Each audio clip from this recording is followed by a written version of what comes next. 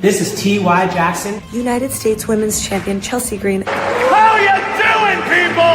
And I love pro wrestling. I love pro wrestling. Good morning, everybody. Good afternoon. Good evening. Welcome to the Brunch Clinic. I am Lawrence Kurtze. We are live. Another big week in wrestling, as yesterday was AEW Wrestle Dream. Hi, I'm Maxine Dupree. And I'm Otis. Hi, I'm the sweetest Pete, Christara. Mars, the specialist. And I love wrestling. And I love pro wrestling. And we love wrestling. Bottoms up, brains on. Welcome to Quizplex here on Love Wrestling, your pro wrestling trivia charity show. My name is Zach Ralph. I will be your host. This is God's gift to wrestling, Michael Richard Blaze. Yeah, we are the Usos. This is Rachel Ellering. And we love wrestling. And I love pro wrestling. And I love pro wrestling. Hello, Love Wrestling. It is Thursday night. It is 8 p.m. And you all know what that means. Well, you better know by now. It's episode 235 of this thing. I guarantee you there's like an 85% chance that's not an accurate number. Hi, this is Shaz McKenzie. This is Big Bad Boris. This is the Rhinestone Cowboy, Stephen Crow. And I love pro wrestling. And I love pro wrestling. And I love wrestling. If you're here, thanks for being here. It's for Exposure, Love Wrestling's Independent Weekend podcast, where we break down all the best happenings on the world of the independent wrestling side. I'm Penta. I'm wrestling. And what? Liza Hall. I'm the alternative Anthony Green. And I love pro wrestling. And I love wrestling. And I love wrestling. I love wrestling. And you know what? Pentacero.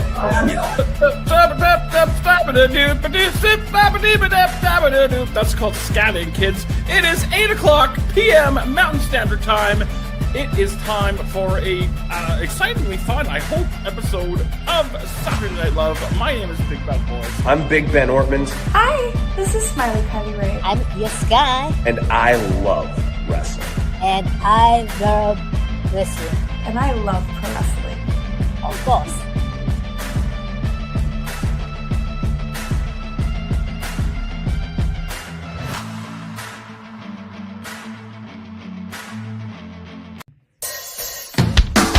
Hello, Love Wrestling.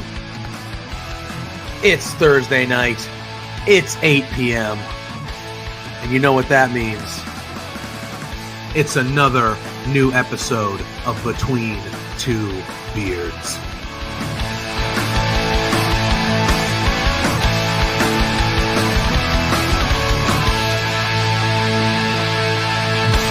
I only drink with my best. Can we start off with the biggest news of the week? The Rats lost! But every night I make a new best friend, and the only problem is we like having a good time. Forget yourself, pal. If you've got the budget, I've got the time. There he is. Hey, boss! There's the boss. Hey! The man with the finest beard on this screen. Canadians and boys, shut the hell up. Let me talk. You see, the Rads are resourceful. When I got beef with somebody, I can find a way to talk to them.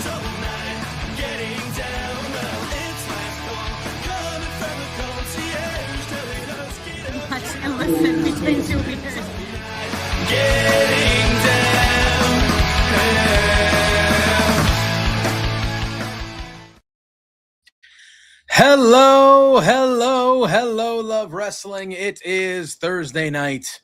It is 8 p.m. And you all know what that means. I don't have anything clever today. No? I think all the clever stuff was already said. 250. What is it? 257 tonight. Yeah, 257. I can put a thin cap on and come up with some more clever stuff. We're running out of. Yeah.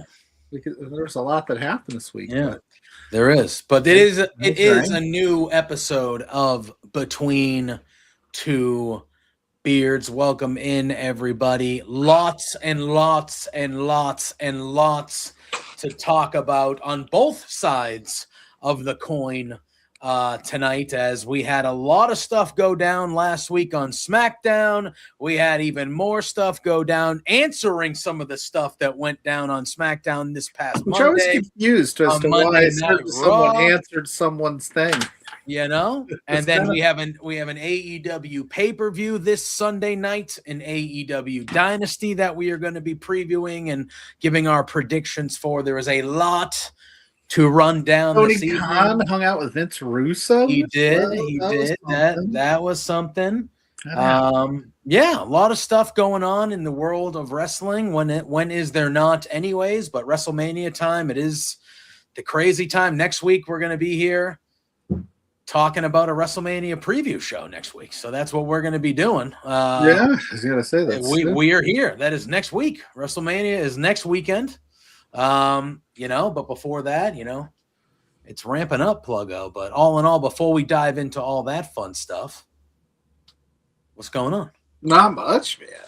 My wedding anniversary was yesterday, so that was there fun. You go. Happy belated anniversary to you and Mrs. Pluggo, the first lady here of Between Two Beards. Put up with me for 9 years. You want to talk about?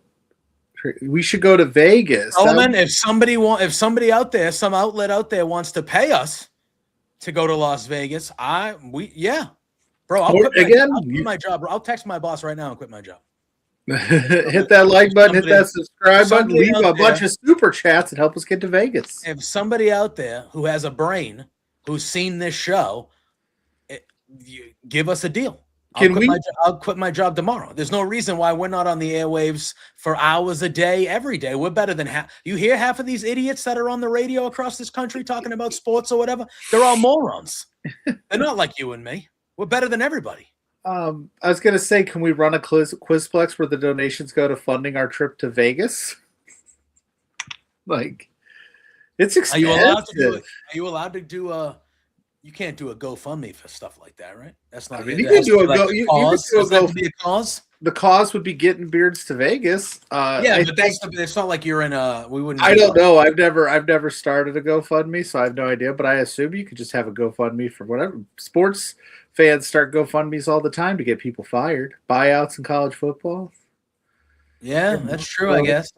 Ryan says gamble for it. That's true. We could get there, put everything on black, and everything's paid for. But I would do it. Yeah. No Vegas. But again, like I said, if you want to like, subscribe, leave a super chat. We'll guarantee that question or comment gets read on the air. But Scott saying coach and bro. Boo. I saw some clips from that. Good on Tony Khan. I mean, whatever. Doing it. Yeah, doing the thing. I did talk about this on Saturday because of Vince Russo's comments about Tony Khan being a fan of JCW. I actually have watched almost 2 full episodes of JCW Lunacy. There's one on probably right now because they run on Thursdays. And I will say this. It's definitely, all of it's not for me 100%. But there is a few Veda's there. Veda Scott's there doing commentary, which is awesome. They rule. There's some fun wrestlers on their card, but overall, I'm just they're fighting over control of the company. Got it. Fago juice is a must. Apparently, fair. Big Vito wants to outlaw Fago juice at the venue, and I'm like, this is a vibe. It's no Pat McAfee, but it's definitely a vibe. Well, I think we should definitely start there. That was probably the biggest thing of all this week. Yes, but I agree. I think the Punk promo has been the main talking point of the week. However, I feel like if we are going to start there, we actually need to go back to last Friday night. Well, you mean SmackDown and talk about. Well, they had been building it for weeks now that Randy Orton was on the phone with somebody. Every week he's doing this. Yeah, on the phone. People were saying, "Oh, it's going to be," some people throw out even Vince McMahon. Some people throw out Kevin Owens. Didn't he specifically say, "You also come from? You understand this because you also come from a wrestling family or something?" He made the allusion or alluded to the person on the phone being a part of wrestling family lineage. Because unless I'm crazy, because then that made that's why Friday was even more convoluted, because I don't think Pat McAfee has a deep a deep wrestling background. Yeah, so we get to Friday. Cody and Randy start the show. They start brawling immediately. And Cody's beating down Randy in the corner. And out of nowhere, the camera kind of pans and Cody turns around and Pat McAfee is getting into the ring wearing like sunglasses and an RKO shirt. And he just kicks Cody square in the peener. In the peener, yeah. In the balls, as he said. Just punted them things up into his chest. Yeah. And then everybody's like, what? Pat McAfee? Huh? All right. And then he cuts a promo, and I'm going to preface this. I thought the promo was fine. I thought the promo was good. I didn't have a problem with what was being said. I didn't have a problem with that angle of things. I just look at it and I'm like, it's Pat McAfee. It's Pat McAfee. Like I don't. And again, I'm not an anti Pat McAfee guy like some people are. I'm not. But I'm just like it didn't make sense to me at all. And then, obviously it's led to some strong backlash, and then we'll kind of get into what happens on Monday. But just in general, and again, all right, my thing is, does Cody Rhodes and Randy Orton have 20 years of history that you could just be telling me as the story of why they're fighting? Because literally it's the whole history of Cody's career in WWE is revolved around Randy. That's a good enough story to just be telling. Like, why don't you just talk about the history of these two? I don't understand why there needed to be somebody on the phone in the first place, let alone leading up to an unveiling of someone on the phone that I feel like doesn't make any sense to this. Because TKO, this is my conclusion. TKO is their sole mission is to make money. And that's every company, every business, your sole mission is to make money and make the most profit possible. I understand that.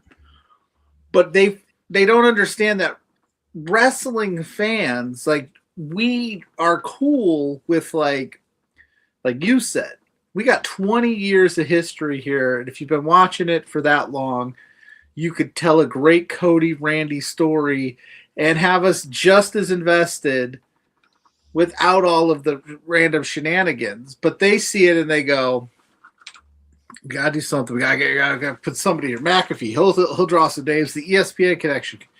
And is it a swerve of swerve? Sure. Like, yeah, McAfee and Randy Orton. I never thought I'd see that coming, but it doesn't make. I don't know. They got too cute. They don't need to do all that. They just need to tell good stories, and they just need to do that instead of because even what's the end game here? McAfee helps Randy win the title. He got to win the title. Like he said. I thought he was. I was kind of leaning that he was going to win it anyway. Yeah, so they decided to just shoehorn him into this thing, and I don't know if there was other plans that maybe fell through, and they were because there's no chance in hell that I believe, if they even said it, that McAfee was the plan all along. I don't believe it. But it sounds like at least the fact that this wasn't a WWE call. This was TK. That means that I think they created this for Pat McAfee because TKO and Ari Emanuel in particular was McAfee's involved. But he doesn't need to. He could have been involved. No, he doesn't need to be at all. He could have been involved anywhere else. 100% agree. I'm not of the ilk of don't have celebrities at WrestleMania and don't do all that. I don't care. Celebrities have always been involved in wrestling. Yeah, if you use it correctly. This is an incorrect usage. They went too far, right? Little Yachty with Trick. Okay. I'm with you there. Okay. Jelly Roll. Yeah, sure. Whatever. Like, I guess. But like, and I Show Speed. I Show Speed. Understand. I will say this. I've at least enjoyed the story they've told with I Show Speed. It's kind of been fun. Yes. Shoehorning McAfee into this one, you jumped the shark, you went a little too far. And I even saw like little rumors and things today that they were like, they're trying to refigure it out due to the reaction it got. What kind of reaction did you think it was going to get? Like, did you think people were going to be like, oh, hell yeah, dude, McAfee, that makes sense? Because none of it makes sense. Why is what he said about Randy Orton is 100% true, but how does it make Randy Orton look? Because I think it makes Randy Orton look kind of stupid too. Well, like why does Randy Orton need Pat McAfee? We're kind of glossing over the fact too that the crowd has bet is early on in this thing has been on Randy's side. Yeah. Yeah. So they're doing everything they can to get as much heat on Randy so that Cody can stay the babyface instead of just listening to the crowd and kind of like making the switch, or at WrestleMania just doing it there, double switch there. But again, Fernando's in the house saying that Pat McAfee is not good at boosting tickets. And Mikey Mumbles, my pal Mikey, says TKO is ruining the business. That's what they're saying. I think TKO is. Look at WWE is booming from a so like, but I think that they are making it. What's the right way to put it? They're making it far less enjoyable, I feel. I don't know if they're ruining the business. I don't think they understand the business that they're in. Like, this is, this isn't the UFC.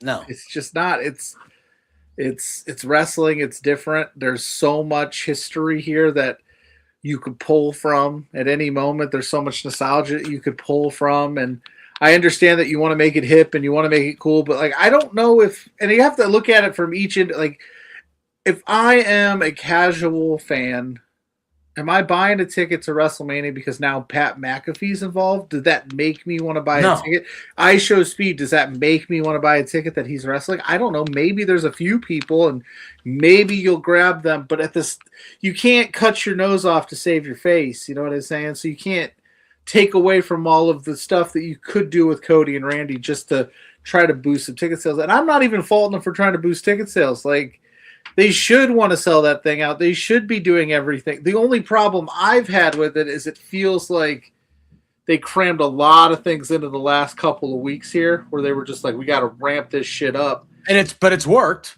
It's worked, but it's like also the shows like have been very good the last 2 to 3 weeks of like. I don't know. That SmackDown wouldn't. Well, I'm talking about Raw. I was going to say, Raw's been pretty solid. Yeah, Raw's been good. That SmackDown sucked, don't lie. Yeah. I'm talking about Raw specifically, but they've clearly ramped it up the last 3 weeks. And it's worked. Like, again, we're going to talk about the Punk promo and Raw here in a minute. Here, we're going to try this. We're going to try this poll. Tell us if you could click on this, fam. We found this. You have to type 1 or 2 in the chat. That's what it says. Type 1 or 2 in the chat. Oh, 1 or 2 in the chat. So if you are a fan of it, you have to hit 1 in the chat. If you're not, you have to hit 2. Okay, yeah. Let us and know then if that works. We'll see if that works. We'll see if that works. I'm gonna do it right now. Are you gonna do it? I'm gonna vote on our own. Couple new features that are in the stream. Oh yeah, there you go. Oh, look at that, guys! Look at that! Look at that! Little polls. We're discovering. Oh, Scott's with you. 2. Twos in the chat. No one. Oh, Fernando's smashing the 2s. Wow. I think it's gonna be a landslide. 2's running away with it. That's funny. Yeah, so we found this out that we can have polls now. So maybe we'll do more of these. We'll throw that over there. That's a little bit better. So, oh god, yeah, so dude, they do that. And look at McAfee. Basically, what he says is, he's been sitting at home watching the product, and he was asked, when are you coming back? And he said, I think it's passed me by. And then Randy called him and he said, I don't think it's passed you by. It's just going in a direction that none of us like. And McAfee leans in and he says, oh yeah, the Attitude Era fan. And he references Austin and he references The Rock and all this stuff. And he goes, what about these people? Like, and he calls Cody, he says, we have a SmackDown has a chump champion and all this stuff. He's like, but Randy Orton's here. He goes, somehow there's tickets available still at WrestleMania while Randy Orton is here, and he's going all this stuff. And then he basically says that he's here to save the fucking business, and throws the mic down on Cody. And that was that. And it got a big reaction in the arena on social media. I think for the most part, everybody was just like, what? All right. Well, then McAfee shoehorned it into doing stuff on his show, so it's on ESPN. The first hour is going to be on ESPN each night. Like,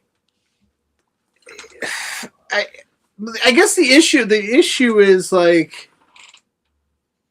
he said, what a great promo to put over your product at the biggest show of your grade maker. Exactly. Yeah, that's the other aspect. Great shout, Blair, is that your guy, your big celebrity guy just basically said your show sucks, but come to WrestleMania where we had last year. Yeah, we're going to try to save this product because this product blows.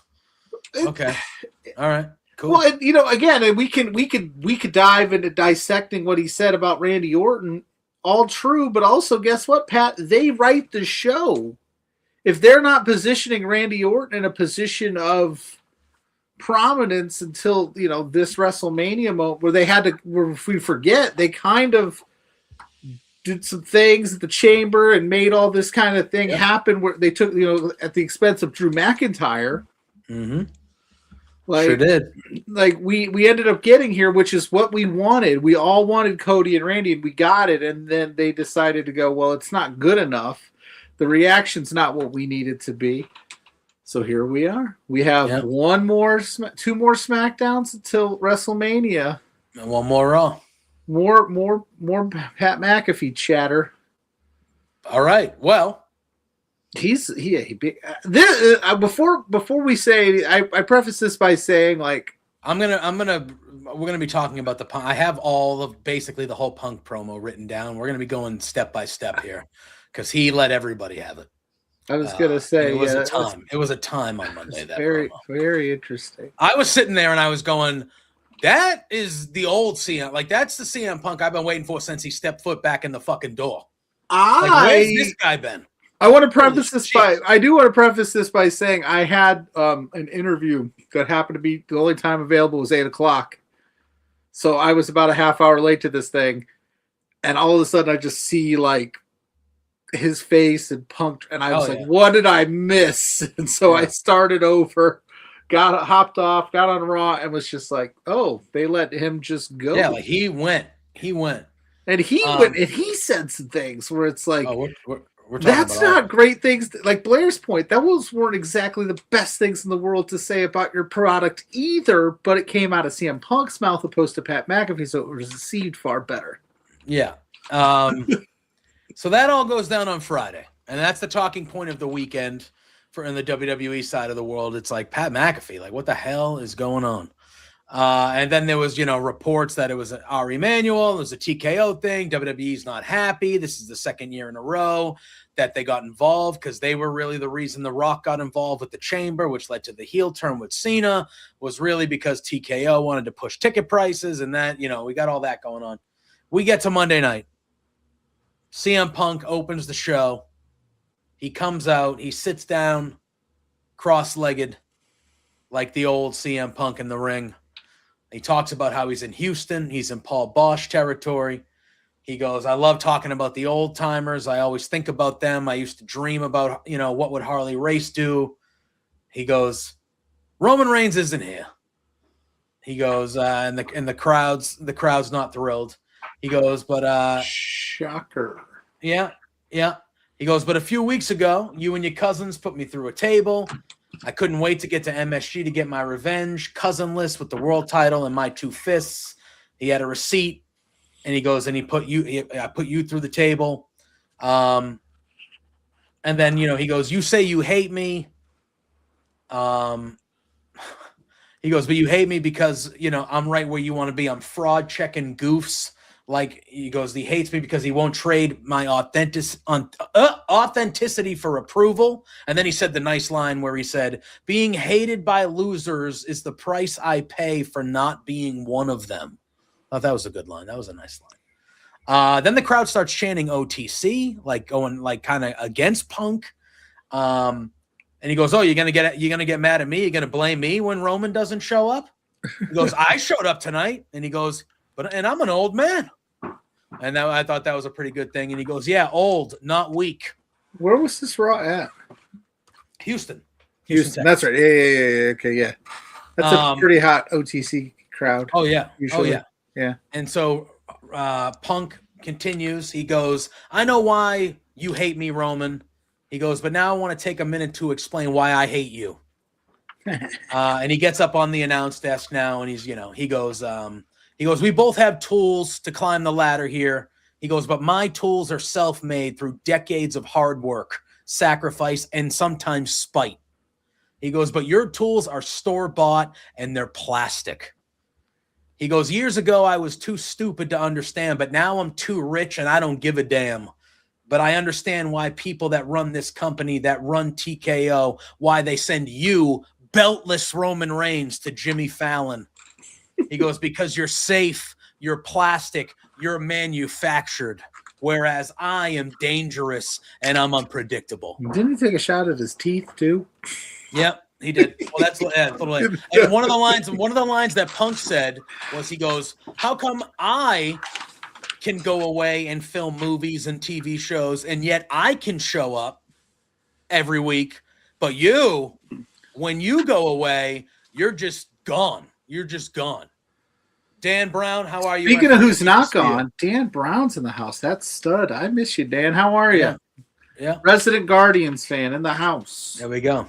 And then he Listen, goes. I want to say though, like, I will stop you there. Full stop. Since we're breaking it down, listen, how many of us would take the Roman Reigns schedule? Oh, of course. Come on. You know what I mean? So it's like, that's not really it. Is he has the ability to do that and maintain the level that you're maintaining without having to do what you're doing. I'm a Punk guy, but if I could just do, Dan, we miss you too, brother. We should set something up, get you back on the show real soon, man, so we can chop it up. We love having discussions with you about professional wrestling, right? Like, who wouldn't want to show up every so often and still get the same amount of money?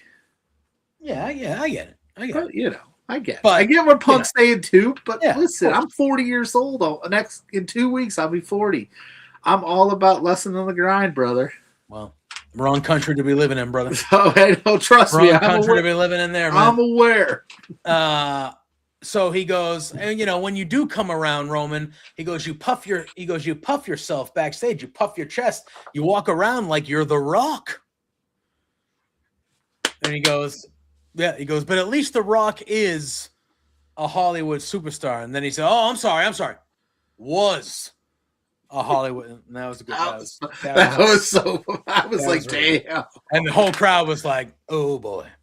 He's in Moana, dude. Yeah. He's doing. And he goes, fine. They were in a movie together. They're in Zootopia 2 together. Yeah. He goes, just like you, Roman, were a champion. But you are not anymore because this is pro wrestling, not cinema. He goes, "My bloated cousin doesn't run this place." He goes, "My daddy didn't give me a wrestling job because I sucked at football," which was another good line by Punk. And then he goes, "Nah." He goes, "I paid my dues and I worked for everything I've ever gotten, where you are just a buck-toothed Nepo baby who ate dog food for a weird old man." And that was the line where the crowd and myself, I was like, "Oh shit!" Second week in a row that they've referenced Vince, though. Yeah, Dan's. We brought up that that Disco Inferno took strays on. That's Friday. True. We didn't talk about the promo later on in the night where Cody came out. Yeah, where Cody's and let him have it. If this was the third man, it would have been Disco Inferno. Yeah, Disco Inferno. Hogan, they called Disco Inferno. Yeah, he'd be like, he's like, not that Disco Inferno's like the greatest guy in the world, anyway. But he's not. Yeah, dude. Just people just taking strays, and like Dan had a really excellent tweet about that. He was like, "Yeah, it's all fun and games till TKO has him do a run in at WrestleMania because people are talking about him." Yeah, let's not. I'll die. I'll be like, you know what? That's I don't think Cody would allow it. Well, it's not up to Cody. He don't run the company. Yeah, but I think Cody would say, "I'm not I'm not gonna do this if that's Cody hates that guy. And they'll be like, guess what, buddy? Cody's been going after that guy forever. Oh, I know. Yeah, so Roman says that you ate dog food for a weird old man. So Vince McMahon reference second week in a row because they referenced him last week with Cody and Steph. Mm-hmm. They are. If you they're think leaning in, man. If you think I'm not paying attention to that WWE, I swear to God, if that guy shows up on screen, I swear to God. And then Punk continues. He goes, and that weird old man for years treated me like a dog and expected me to smile, but I had FU money and dignity, so I left. And he goes, and that's why you hate me, Roman, because you can't control me like you control your cousins and your family, and they can't control me. And then they start chanting CM Punk finally. They're like on his side. And he goes, he talks about pipe bomb, blah, blah, blah. And he says, this is what you get, Roman. You can brag about being in so many WrestleMania main events, but if somebody like you got all those opportunities and sucked that hard at the first 8 of them, they'd be blackballed.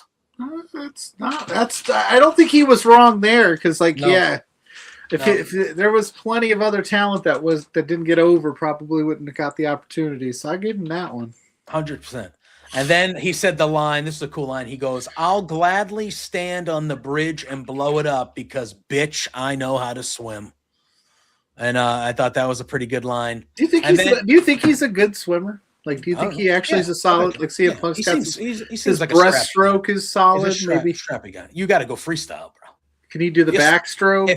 If you're swimming for your life, if a bridge broke up, you're doing a fucking backstroke out of there. But I'm saying swimming for your life and being an excellent swimmer are two different things. Your ass as fast as you I'm can. just saying. Do you think like if we put him in what's his 100 on the freestyle? What's his 100? I mean, it's probably. I mean, I don't know. Could he beat us combined? Like if we both had. Yes. He's in far better shape than either of us. Like if we had like a head start. Well, how much of a head start would we need? Put it in the chat. I'm a decent CM Punk's in 100 meter freestyle. Make a poll.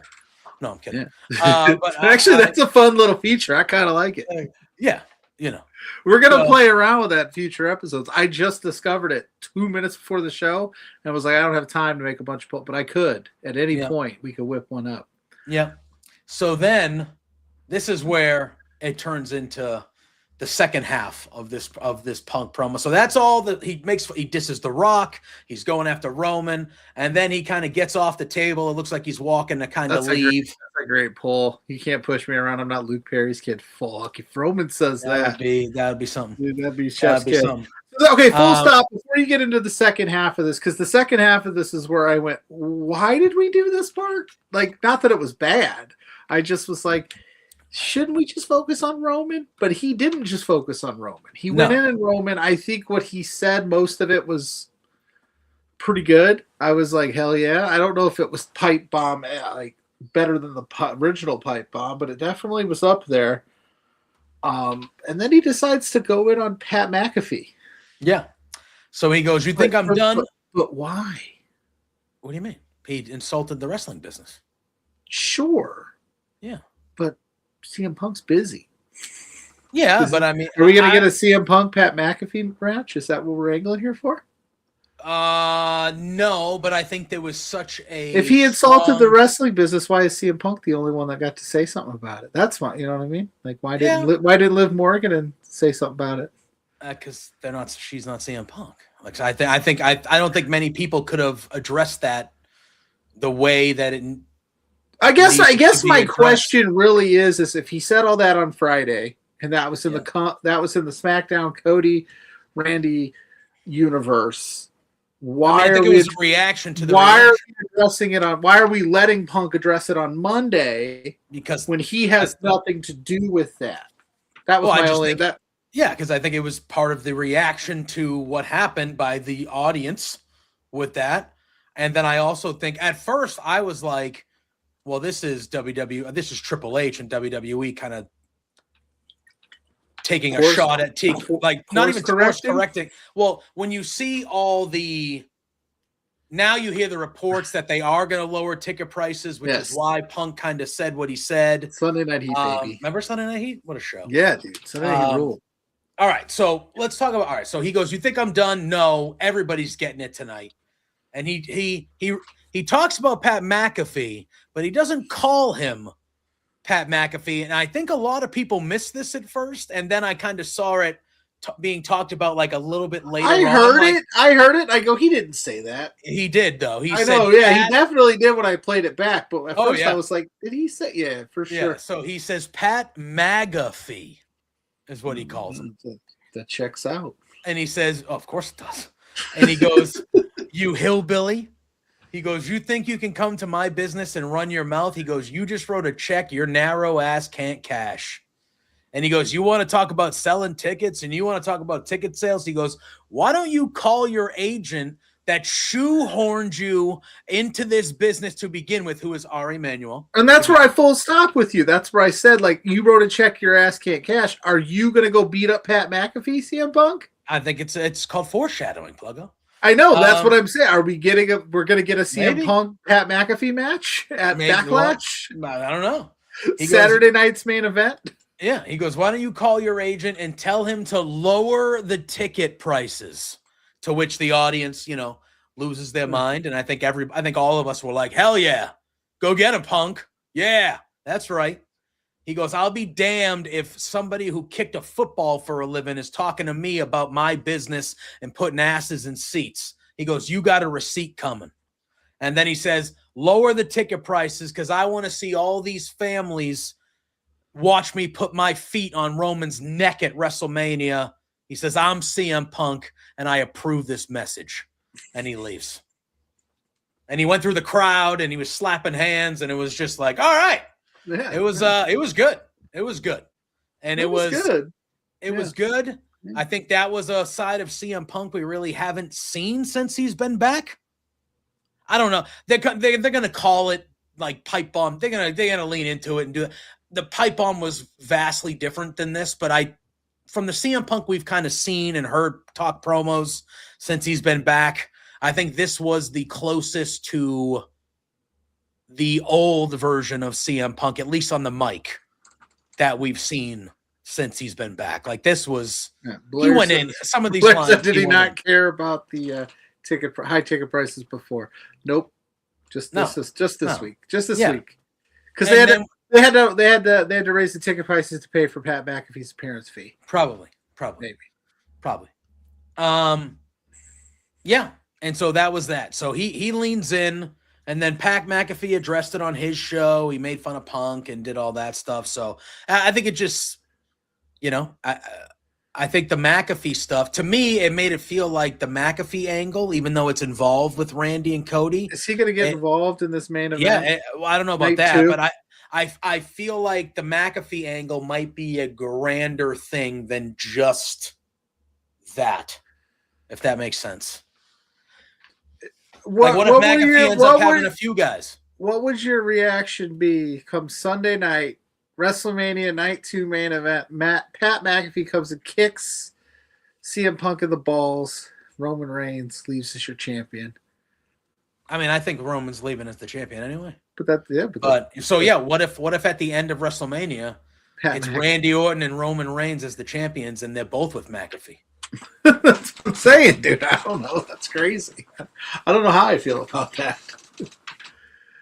I don't know. I don't know how I feel about that. That might be. That would be I don't know. To me, it just felt like it was just foreshadowing for down the line. Maybe we do get Punk and McAfee, or maybe we get Punk and Randy down the line. And I just maybe yeah. I mean, to me, in the moment, it felt like that was Triple H saying, hey, Punk, we're going to, they made us kind of do this thing with McAfee that didn't go well. And I think Triple H was probably not thrilled with it. And I think that was him saying, go in a little bit, say what you want, talk about it a little bit. But then you kind of heard there were reports afterwards that said that WWE is going to be lowering the ticket prices. So they kind of use Punk to potentially get ahead of it with this promo. I don't know, but. Yeah, I mean, it's interesting now. So if that's true and that's the move, and Triple H was like, now he's causing like an on-screen riff with TKO, unless that's the plan all along and they're all in on it. But I bet they can't be overly thrilled. And that is a good point. Dustin just said McAfee did post on Twitter today that he has a massive surprise to announce tomorrow night on SmackDown. So whatever that could be. Is it going to live up to the hype of a massive surprise? Because Pat McAfee didn't live up to the hype as the guy on the phone. No. And we had Stone Payne with us last week, and we were talking about this. We were like, oh, who's it going to be? And we were all in agreement that because Randy is Randy, it had to be someone that was going to get massive heat. And I just don't think McAfee is that guy. Like, I don't think McAfee – don't get me wrong, they were booing the shit out of him on Friday. But I don't think McAfee's that – and look, he's a good pro. I'm not sitting – again – he can get heat. Promo, he can do it. Promo, the message behind the promo, I didn't hate. It just, If they want to get even more heat on McAfee, he's got to push Michael Cole or something. Oh no, you can't do that. I mean, well, Michael Cole's not even there on SmackDown though. He'd have to come to Raw. Or WrestleMania or something. Yeah. You heard Cole on Raw. He sounded like, hey, I'm not angry. I'm just disappointed. That's what I'm saying. So McAfee could be like, because they were a great duo, so that would get even more heat. I'm gonna let it play out. Like I'm sure it'll make sense. Hopefully by WrestleMania. I'm just very there's a lot going on right now, and I'm just like, huh. Because again, you got to pay it off. You can't have Punk eviscerate what you did on Friday and not pay it off. So it's got to have to be paid off somewhere. And McAfee's got to have some kind of big, grandiose response. And like I said, screwing Punk over at WrestleMania sounds pretty good. So it is definitely a possibility. Be ready. You heard it here first. Pat McAfee's kicking CM Punk in the balls in the main event at night 2 at WrestleMania. Goddamn, dude. If I'm wrong, I'm wrong. But if I'm right, you'll never hear the end of it. 41 minutes into episode 253. You heard it here first. Yeah. And then Pat McAfee is going to raise the hands of Roman Reigns and Randy Orton and start the new World Order. The New World Order professional wrestling, brother.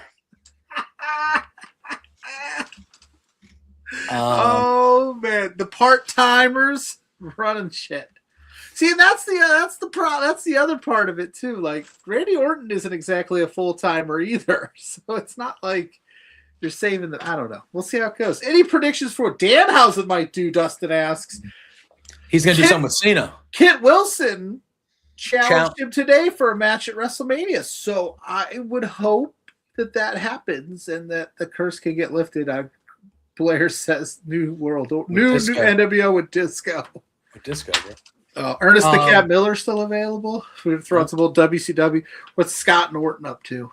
Yeah. Oh, I love Scott Norton. And then Buff Bagwell, maybe Vicious and Delicious. Buff Bagwell, one of my favorite tag Shout out teams. to Buff, baby. Yeah, I love that tag team in the '90s and early 2000s. Vicious and Delicious, baby. Love it. Blair said that. What's going on over there? I just knocked over my water. And it shot out everywhere. I'm just so fired up for Pat McAfee being Randy Orton's mouthpiece that I'm just throwing shit everywhere. I Show Speed officially in a WrestleMania match. Yeah, I Show Speed has a WrestleMania match, and Io Sky doesn't. Carmelo Hayes doesn't. Carmelo's not going to. He's missing out. Fucking ridiculous. Absolutely. Listen, the I Show Speed thing. No, I have no problem with that whatsoever. I would rather the Usos be defending the tag team championships. Oh no, the Vision. I mean, Vision. Yeah. I would rather the Vision be defending the tag team championships than be in a match without the tag. Like, I would rather that. But is LA Knight taking the? Is I Show Speed going to pin LA Knight? No. I think I Show Speed's going to be the one that gets pinned. You think so? Yeah. He is cursed. He's the only non-wrestler in the match. You have him take the That's never meant anything. What do you mean? Jelly Roll took the fall in that match at SummerSlam. He got pinned by Logan Paul. And that made sense. In the moment, I was I'm sure there was other celebrities that won. Yeah. Fucking Lawrence Taylor beat Bam Bam Bigelow at WrestleMania 11 in the main event. Burgo in the house saying hi. Burgo. What's going on? Burgo. I think it's Burgo. Burgo. I don't know. Burgo 82. I'm saying Burgo. Burgo 82. Hi. I don't know. Yeah. Listen, they like iShow Speed. He has been not secretly, but he's been training. Mm-hmm. So I don't know if this is just a WrestleMania one-off or if he actually is going to maybe do the Logan Paul thing. But I know that they really like Speed. Yeah. They keep bringing him back. I would say this, though. If the Vision and iShow Speed win this match and iShow Speed happens to be the one that gets the pin and it's on LA Knight, oh boy. I think you just got to call it at that point. The people, it's Berg. Oh, no ho. Got it. Sorry. I ain't no ho either. That's true. Dan is saying, we can debate if iShow Speed should win or lose, but at the end of the day, Austin Theory takes the flat pin and kills his momentum again. It's potential. They are. He is one half of the tag team champions, though. That is, Logan Paul is a champion in WWE. Who would have thought? All right. Okay. Let me tell you something that pissed me off. Well, see, this is why we come here. I want to know. I'm sure there was something. You've been pretty nice so far. Yeah. On Raw, they do this nice, recorded vignette with Finn Balor where he is potentially teasing that the Demon could come back at WrestleMania. And then these dumb motherfuckers just throw it right on Twitter. No lead up, no nothing. They just put right on Twitter that the Demon Finn Balor is returning at WrestleMania to fight Dom with the fucking ticket link in the tweet. And I'm looking at them going, are you fucking kidding me? That you had to spoil a surprise of the you already leaned into it during the show with Finn clearly his eyes telling were you twitchy. that it's coming. His eyes were clearly. Yeah. And then you're just like, yeah, throw it on Twitter. Just throw it on Twitter. Can we even circle back even further? So you're telling me, hold on, you're telling me not only did you blow the spot and that great surprise and the reaction face shot of Dominic Mysterio seeing the Demon come out at WrestleMania sells that alone. But you're telling me the guy that went toe-to-toe with CM Punk last month, who was in the world title picture, has to resort to being the Demon to beat Dominic Mysterio, who we all know is good. We all know he's great. We all know he's gotten better, but he's a chicken shit heel who doesn't like to wrestle. Yeah, you got to bring the Demon out to beat. We're doing that. Yeah, I didn't like that part of it. Here's the thing. Is the Demon coming back because he needs it to beat Dominic Mysterio? But that's why he brings the Demon out.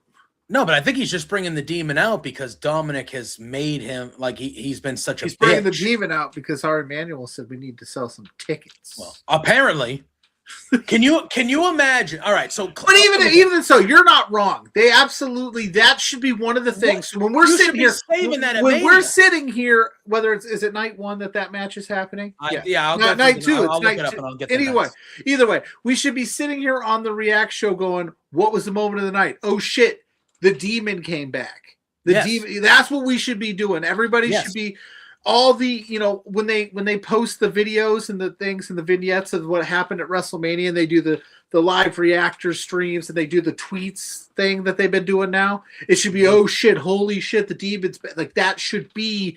Instead, now you've got one of your cool things that you could have done. You were like, we're gonna just tell everybody. Yeah, it was a really interesting move to blow your load on that early. Pissed me off. Absolutely because at the end of the day, yes, you want people to buy tickets and you want people to know what they're getting into when they get to these shows, but you also need that's part of the mystique and the fun of going to wrestling shows is you don't know what's going to happen at certain and you're like, oh man, I was going for this, and then the Demon Finn Balor brought the Demon out for Dom, and Dom pissed his pants. Like, instead, now Dom knows that the demon's coming. And if I'm Dominic Mysterio, I might come down with a cold come Saturday and be like, I'm not coming now. Like, could you imagine if 10 years ago, because I think it was 10 years ago because I've seen the video on YouTube. Could you Wyatt? No. Could you imagine if the New Day was on the ramp? If we found out that the Hardy Boys were coming back like the night before on Twitter. Oh yeah. That's a good instead of that moment. Or, you know what I mean? Like any of those moments. When the Fiend debuted and how cool it was, if we blew that, Could you imagine something like that happening and you found out that like this big, what is WrestleMania known for? It's known for the surprises and the moments. And the Demon, even with the foreshadowing vignette that they showed earlier in the night where it was clear, it was like, oh shit, he's gonna bring back. But even that's but fine. that's still you still are like, oh, yes, exactly. It's called a tease. Yes, and can you imagine? Just it's gonna be cool anyway, and like, yes, it's gonna be cool to see the Demon, but imagine if we didn't know, and like you said, and then that just happens at Mania. That would have been one of the seminal core moments of the weekend. That would have been like, oh, dude, yeah, the Demon came back. That was kind of cool. We didn't. But now it's like now we all know. WrestleMania 42, man, the Demon showed up. Yeah, had McAfee kicked CM Punk in the balls. It was wild. Instead, we're like, we knew the scene. Well, and that's the other thing too.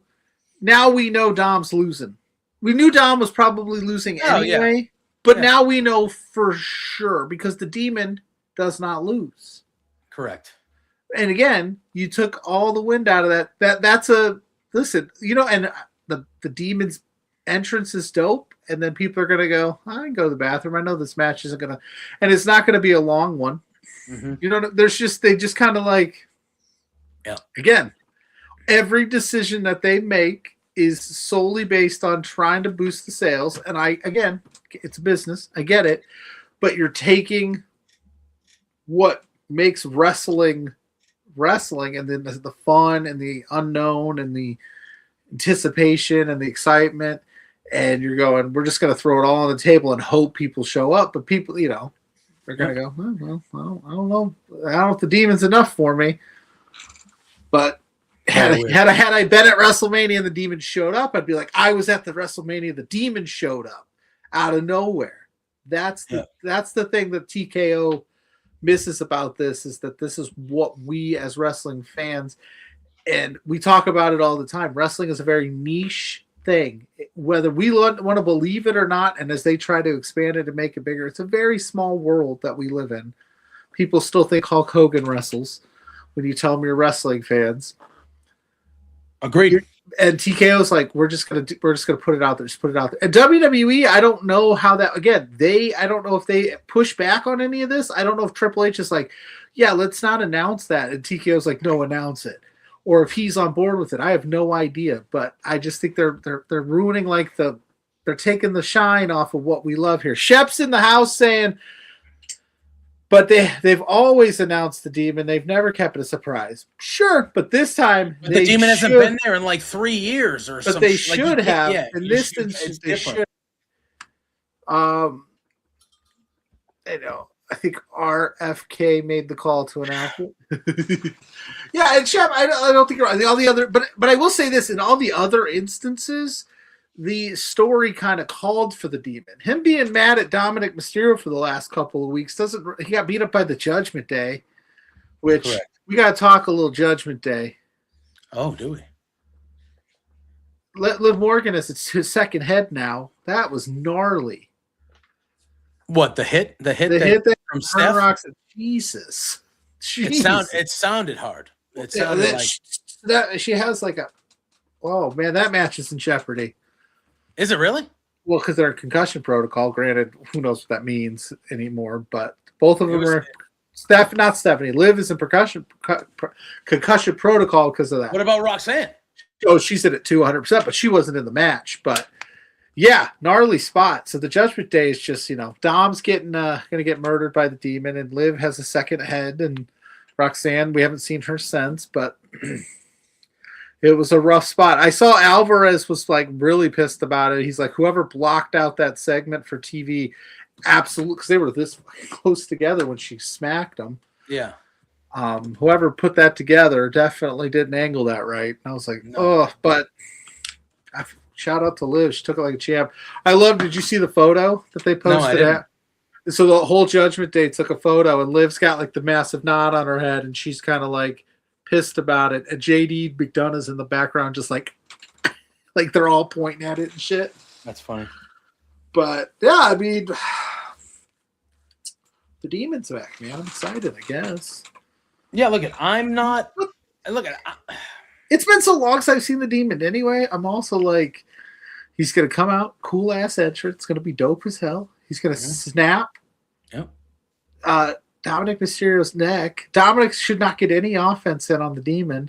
But that's the thing and I think that's to Shep's point. I think, and to your point and to everybody's point, like, this is like the first match of the grudge of the, like, we're bringing the Demon out match 1. Like, this feels like you would do something if you really wanted to keep that going and you really wanted to, like, Demon, this is going to be great.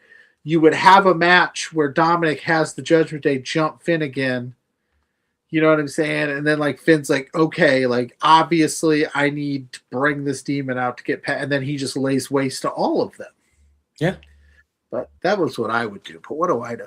Oh, was Cena hosting WrestleMania? Do you see anything notable? He might AA somebody. I think Cena and Danhausen are going to cross paths at some point.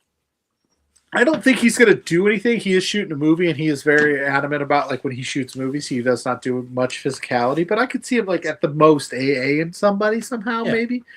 But yeah, Danhausen and him would be a fun spot. Like, he'd be like, I would love it if Danhausen crosses paths with John Cena, and he goes, and John Cena's talking to him, and Danhausen literally can't see him. He plays up the who, where?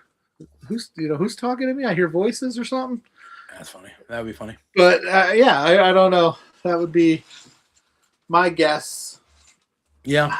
See, how involved is the Cena host? Because the hosting gigs in the past, they don't necessarily. He'll be out there. They don't do a lot. They do something at the beginning, and then maybe they're showing another 1 or 2 times. Like, he's gonna, he's not gonna do a ton. He'll do like probably 2 or 3 spots through both nights. He'll definitely be shown on ESPN both nights, the first hour for sure. Oh yeah, for sure. So I do. They're giving away WrestleMania for the first hour for free. Yeah, and they have. Yeah, they announced what matches were on it too. So night 1, the first hour on ESPN 2, we're gonna see Drew McIntyre versus Jacob Fatu. Okay. And then we're gonna see the 6-man tag with LA Knight and the Usos versus the Vision and I Show Speed. And then the rest of the card for that night is we have the 4-way women's tag team title match with Charlexa, the champions Lash and Nia Jax. We have Bayley and Lyra, and we have the Bellas. Okay. We have Becky Lynch and AJ Lee for the women's IC title. We have Seth Rollins and Gunther.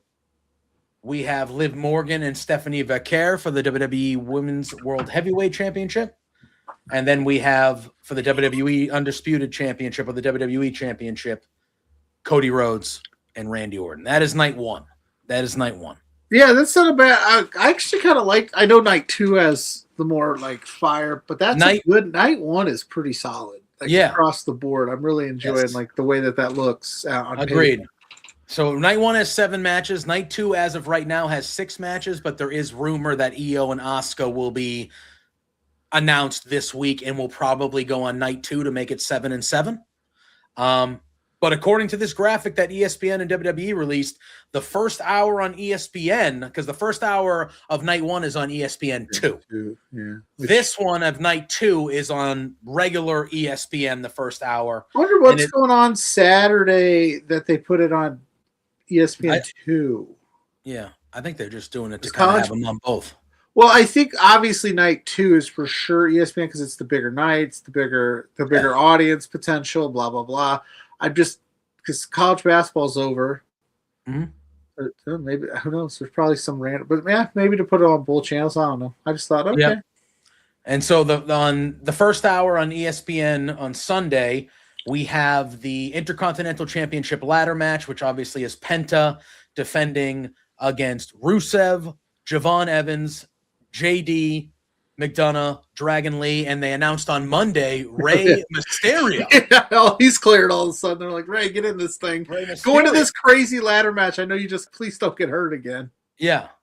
And then the other match that will be on the first hour is, in my opinion, we talked about it last week, and I think after Monday, it still is the best build of this whole WrestleMania weekend, Brock Lesnar and Obafemi. Shep says Which they have an MLB game on Saturday on ESPN. I thought ESPN got rid of MLB. They have it. No, they didn't get rid of. Well, they don't do like Sunday Night Baseball and stuff anymore. They do like a game through. It's a weird thing. Like ESPN Plus still has baseball because ESPN has the MLB. They own MLB TV and stuff now. Got it. But yeah. So I would assume that Obafemi and Brock Lesnar is going to open that night too. That'll be the first thing that ESPN sees is those mammoths going at each other. They're both on at 6. Yeah, WrestleMania starts at 6 both. But there's 7 matches, so it'll take. It'll be midnight. And also it's going to be a match, and then 15 minutes of fucking ads, and then 10 more minutes of build. Well, WrestleMania will start at 6, but they'll have the video package. They'll have the promo package for WrestleMania. First match they'll have going on until 26. They'll have Lillian sing. They'll have Triple H come out introducing the band. Are you ready? Welcome to WrestleMania. Then they'll have Cena come out.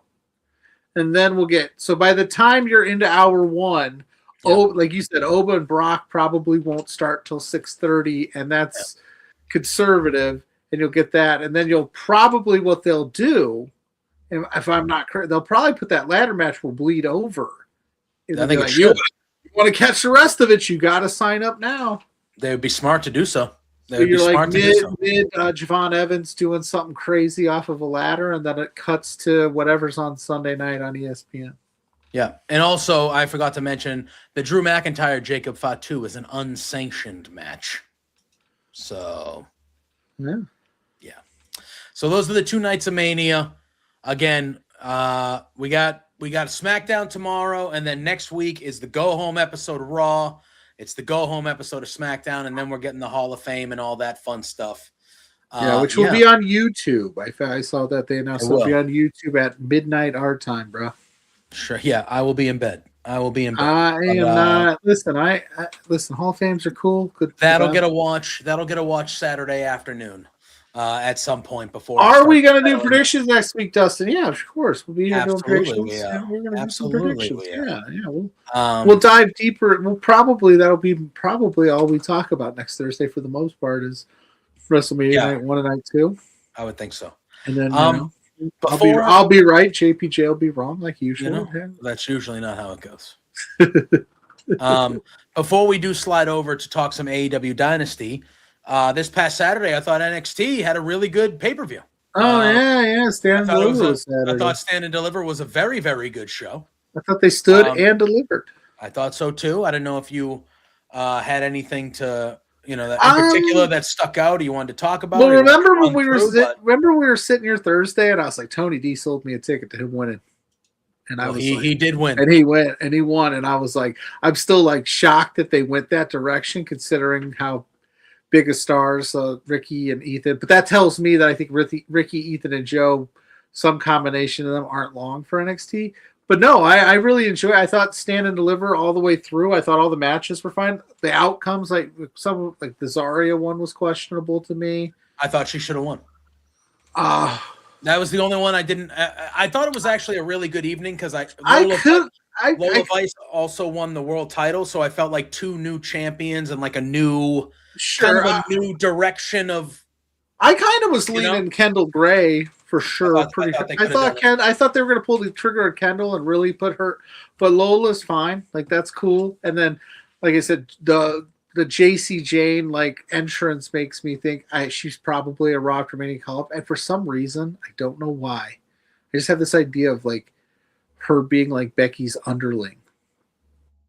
Don't listen. I got like Becky being like, I will show you how to do this because none of these women on this roster know how to.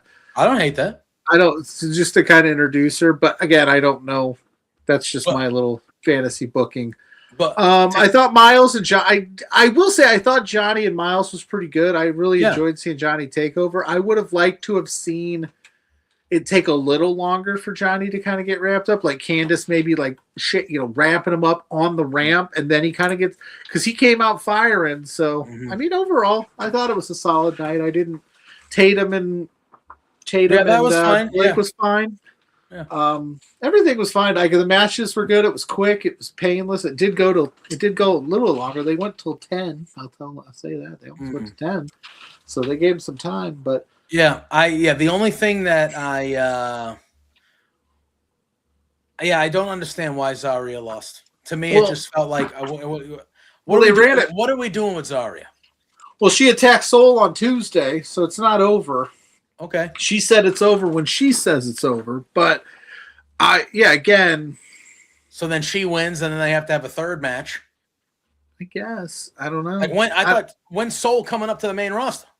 Who knows? That's the thing. I don't know what they're doing. Well, I will say, like, if you want to, there's a lot of people that could go up on the main. You could run this. I don't know when the next NXT pay-per-view PLE thing is, but you could run it on a Tuesday. Dustin is asking, who do we think gets called up next? I mean, obviously, I think if we were power ranking this, right, like Soul's probably at the top because she had the great showing at the Cena's last match with Bayley. She's done stuff on SmackDown. She had the great Royal Rumble run, so I'm sure she's not. But they got to blow this thing off with Zarya, and they got to leave. They have to, in my opinion, and they don't have to do it, but they should. Soul should lose on her way out, so Zarya is this new force in the women's division, especially now that you have a new champ. And it looks like JC Jane might be on her way out. JC Jane, we all forget she's been forever. Yeah, she's been main roster ready for a few years now. She's been holding it down for a while. She did the TNA stuff, which is she was double champ. So on the women's side, I think Soul and JC are probably the next two. On the men's side, it just depends on what they want. It's got to be the three guys that didn't win the title in that four-way that have to be the favorites to. Ricky, Ethan, and Joe all have to be. They have to be considered, but at the end of the day, like, who's going to fill that void in that men's main roster is light. Yeah, like who's ready? If you were to pull the trigger, if you're Trips and you'd call all three of those guys up, who do you slot into that main event scene with Tony D? I mean, yeah, it's there's not a lot of guys. There's not a lot of guys. I mean, Shiloh Hill, for as much as he annoys the shit out of me character-wise, because he drives me insane. He's definitely somebody that, like, he's a good. He's good. Like, I like his style of wrestling. Like, he's very. They made him look real strong at Stand and Deliver in that that pre-show. The pre-show, and then he does a lot of heavy lifting. But is he gonna hold it down? Because again, we have to remember this is a television product. It's on broadcast TV, so they want to get numbers. And they didn't do they don't do the best numbers. So yeah.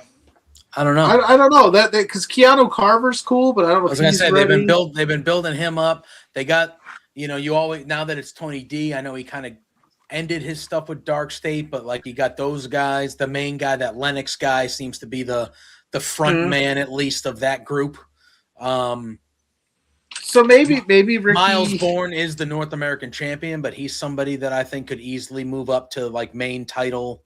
I think it's Joe. I think Joe feels like somebody that they'd want to. He was at WrestleMania last year, right? Yeah, he was at Mania. He gets a massive pop wherever he goes. It's an easy thing you could do on the main roster. Joe Henry, boom, get the massive pop. You get that, them clicks, and then you could leave Ethan and Ricky down there for a little bit longer until this next four get ready to go.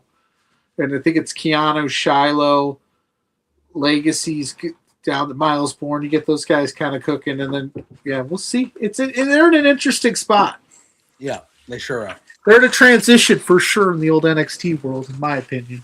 Transitioning, but agreed. I think it's more women. I think JC and Soul are probably your best bet, and you could pay off Soul and Zarya. You could make that be a main event on one of your Tuesday nights. You don't have to wait till, like I said, because I never know when NXT is doing a pay-per-view. I think they just kind of, oh, hey, by the way, in 3 weeks we're doing Stand and deliver 7. Yeah, it's true.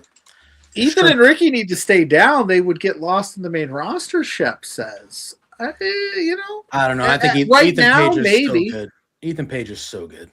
That is another factor too. Is there's a lot going on. Where would they fit in? I think Ethan and Ricky would fit in great. A United States Championship scene, maybe the IC title scene. Hell, if you wanted to run them as a tag team, Lord knows they need tag teams, but also we all know that they don't really care about tag teams in WWE main roster sets. So, true. Like I'm not kidding you. It took me. I sometimes forget Damian Priest and R-Truth are tag champs. Yeah, that did happen a couple weeks ago.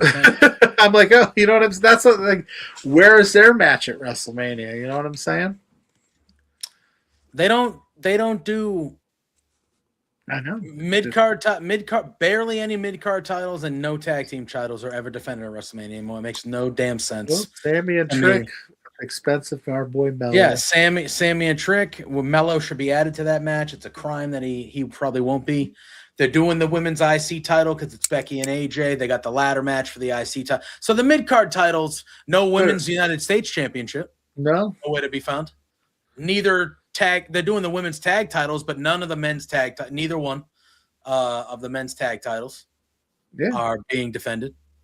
It doesn't make any sense.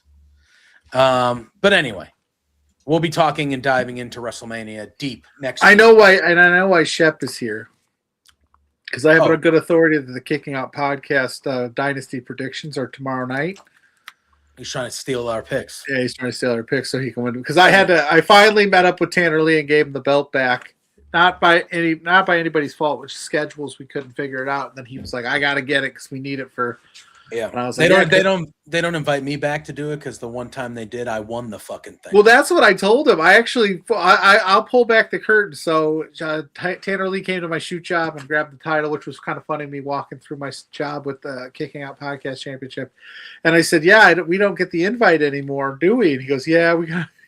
I go, "What are you sick of people winning your title that doesn't affiliate with your podcast?" And he's like, "Kind of." So they fear us. They do. And you did put the belt next to Tuna Fish. So that probably rubbed them wrong. I did confirm that I did not put the belt in the fridge. If you wanted to have that not happen, all you had to do was beat me. That is true. That is on you, Shep. And then the reason that I won is because Shep ran his mouth on a podcast, and I just showed up and dominated.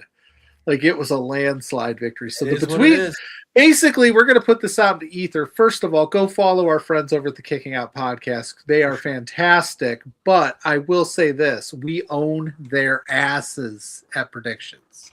Any podcast out there that does predictions, challenge us. Come at us. We'll win. We'll take your little belt. We'll put it next to Tuna Fish. We'll crush anybody. I'll crush anybody.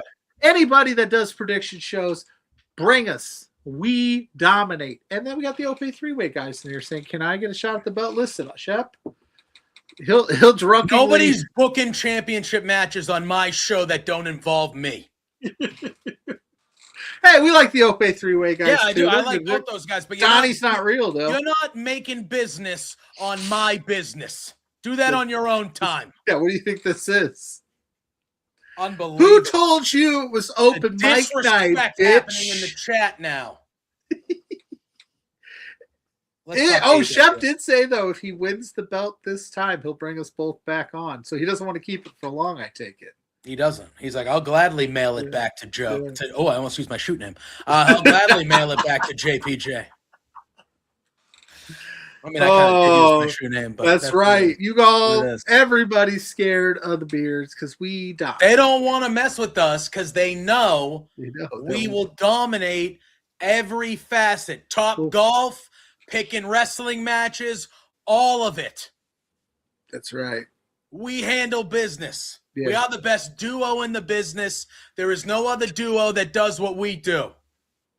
You can bring a trio to the party. You can bring a quartet to the party. We don't need 3 people because the 2 of us are more than enough to handle business. We don't need no Pat McAfee. We can talk our own shit. Yeah, anyway. Kicking Out podcast, 3 of them. Ope 3-way, 3 of them. Between 2 beards, 2. That's That's all we need. That's all we need, baby. That's all we need. And trust me, my mouth cashes checks that both our fat asses can cash. Understood? It's true. Anyway, my mouth writes us checks that you get us in trouble with pro wrestlers. I get us in trouble with wrestlers. That could absolutely kill us. You can't do that. I'll fight all these jamokes all day. All right. Top 12 chefs will take that bet. I love them, but I'll fight every one of these jamokes. You get us in trouble with guys that would honestly end our lives. So yeah, I live dangerously, dude. It is. Hey, listen, Danger is my middle name. That's right. Danger is my first name. Did you say the Ope three-way is 3 people, Pluggo? So Donnie, listen. It is 2026. I'm assuming that you guys are it says Ope three-way. So I'm assuming that you guys believe Donnie is real, and in your heart of hearts, he's a real thing. So who am I to tell you that you don't? I don't think Donnie is real, but you do think Donnie is real, and if you identify him as the third member of your crew, then he's the third member of your crew. It's not speaking my place. Speaking of three-ways. Ooh, TNA. I don't know if you saw this. TNA released their calendar. Slammiversary is coming to Boston in June. I saw that, and you know what my first thought was? New England three-way, baby. Should we get a New England three-way? Speaking of TNA, New England three-ways are delicious. Should I fly back out to Boston? TNA doing some shoddy shit. TNA, is that where you're going? Yeah, I'll let you talk. Yeah. So that's some bullshit. It's been a crazy couple days for me. So the news cycle, if I've missed anything, I apologize. My anniversary was also yesterday. Shout out to Mrs. Pluggo, you smoke show of a woman who puts up with me. But I did see that they pulled the Nemeth the Leon Slater Ricochet match, the Nemeth MJF match. Which MJF? He's been going in on TNA. And so good for MJF. Good for MJF doing that. And I've seen some discourse where people are like, well, you know, they're working with WWE. WWE does this. But I've also seen, like, you know, TNA does not pay their wrestlers enough to do that. Correct. You should. We can get into the whole, like, are they employees? Are they not employees side of it? Like, I feel like if you're TNA, it's just another thing where you just go, I understand why you're doing it, but maybe especially since some of this stuff has already been announced. And then if we remember, you know, I know they're working with WWE. It hasn't been as visible lately as it was at one point, and WWE does this, but it's only AEW wrestlers. So, but TNA, you guys had no problem partnering up with them in the past. And why would you burn that bridge with AEW? You never know what could happen in the future. And like, now you got MJF just absolutely eviscerating you online. It's just not a good look when you take money out of wrestlers' mouths and those wrestlers use that. Because again, TNA only needs you because they tape things. I don't know if they go live every week now or not. I don't know. I don't want to say that the wrong thing. So anybody in the chat, let me know if they are weekly. They're live now, so you have to be there every Thursday. But it used to be they would tape 3 or 4 episodes, have you come in for 1 weekend a month and do the shows, and then you could do anything else as long as it didn't conflict with TNA. That's a great deal for like Speedball Mike Bailey, for instance, when he was there, like he would do the indie run, right? And he'd have killer matches. He'd do the collective, the WrestleMania weekend thing. He'd absolutely crush Leon Slater. Like Nemeth is starting to put himself out there more. Like that's how they supplement the income when they're not working for you. So if you're like, well, now you have to only work matches that we approve because we don't want you. It's not a great look. It's just not. I didn't vibe with it because it's like, why does that matter? Why does it matter? Because it's TNA or it's AEW. What happened? Did something happen between the two companies that I don't know about? No, I just think they were probably told by. Oh, I got to check out that Busted Open interview today. I think they were probably told by another company to not do it, and I think that they listened. Well, so like, I think the guy that runs TNA said, you know what? we're not going to be working with the certain people anymore because of they don't want to upset the partnership they currently have, which sure, but I don't understand. I still kind of don't understand how that upsets WWE. WWE seems to be benefiting more from the TNA partnership as a whole, if you look at it as a whole, than TNA has benefited. Yeah. I'm of the thing, like in WWE's letting their wrestlers do some stuff, like they're all over Bloodsport. They do select indies, but TNA is not of the level of WWE where they could be like, hey, listen, Santana, like I don't want you to go make your money. Like Nemeth versus MJF's a huge match. That is a huge match. Not to mention, I don't know how MJF's trainer, right? Like it was like a show for Create a Pro. Not to mention that they Pat took Bucks. That's Pat Buck, right?